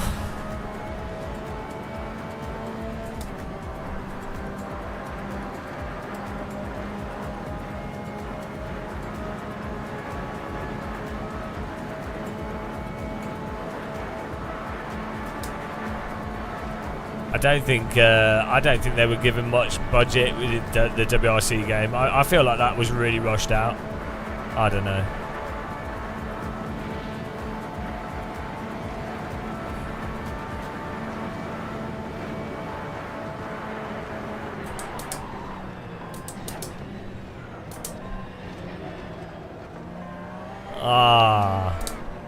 Wow. 8:26, not a bad lap. We get a glorious 4th place. Beautiful stuff. Nice. Well, that's alright. It's good fun. Nice flow to it. Well, we should... I think maybe at some point we should do like a Lotus Type 45 or something like... I don't know, one of the old Lotuses around here. It'd be good. Ooh! Good femboy, fast boy, femboy. Oh dear. Well done, fast femboy. Well done, fast boy. Well done, Rhino Afro Raptor. Bad luck, JarQ. Well done, Vesta. R Sadler 7th. XXB 8th. Blah Devotee 9th. Ched Ed 10th. Scotty GT 11th. Marov in 12th. The normal. Ian Mondi in 13th. Dave Trotter 14th. Oramu coming up into 15th. And he's crashed. So he was. Ah, there we go. He spun round. Oh dear. And there you go. Oramu in 15th place.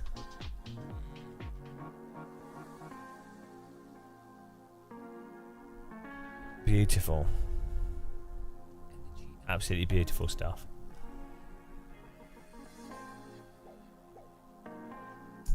We'll let these guys finish. Tritey. Well done.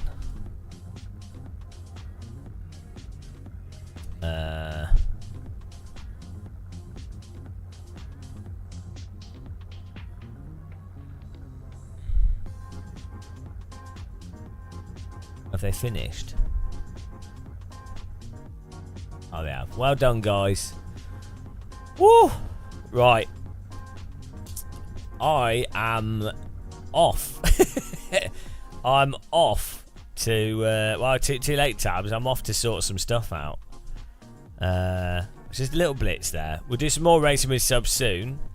But that was good racing. I think we got like 5 races in, which is pretty nice. Thanks for joining us, guys. And yeah,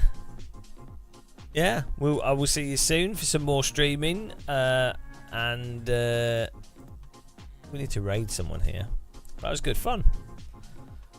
Good little racing with sub sesh. Who's on now? Let's have a look.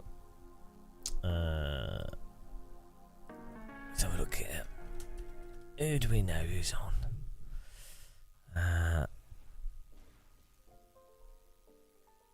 Here we go. We'll raid. Do we raid the Southern American? Or who's Sir Racing? Or Sim Gamer Nerd? The Sim Pit? Or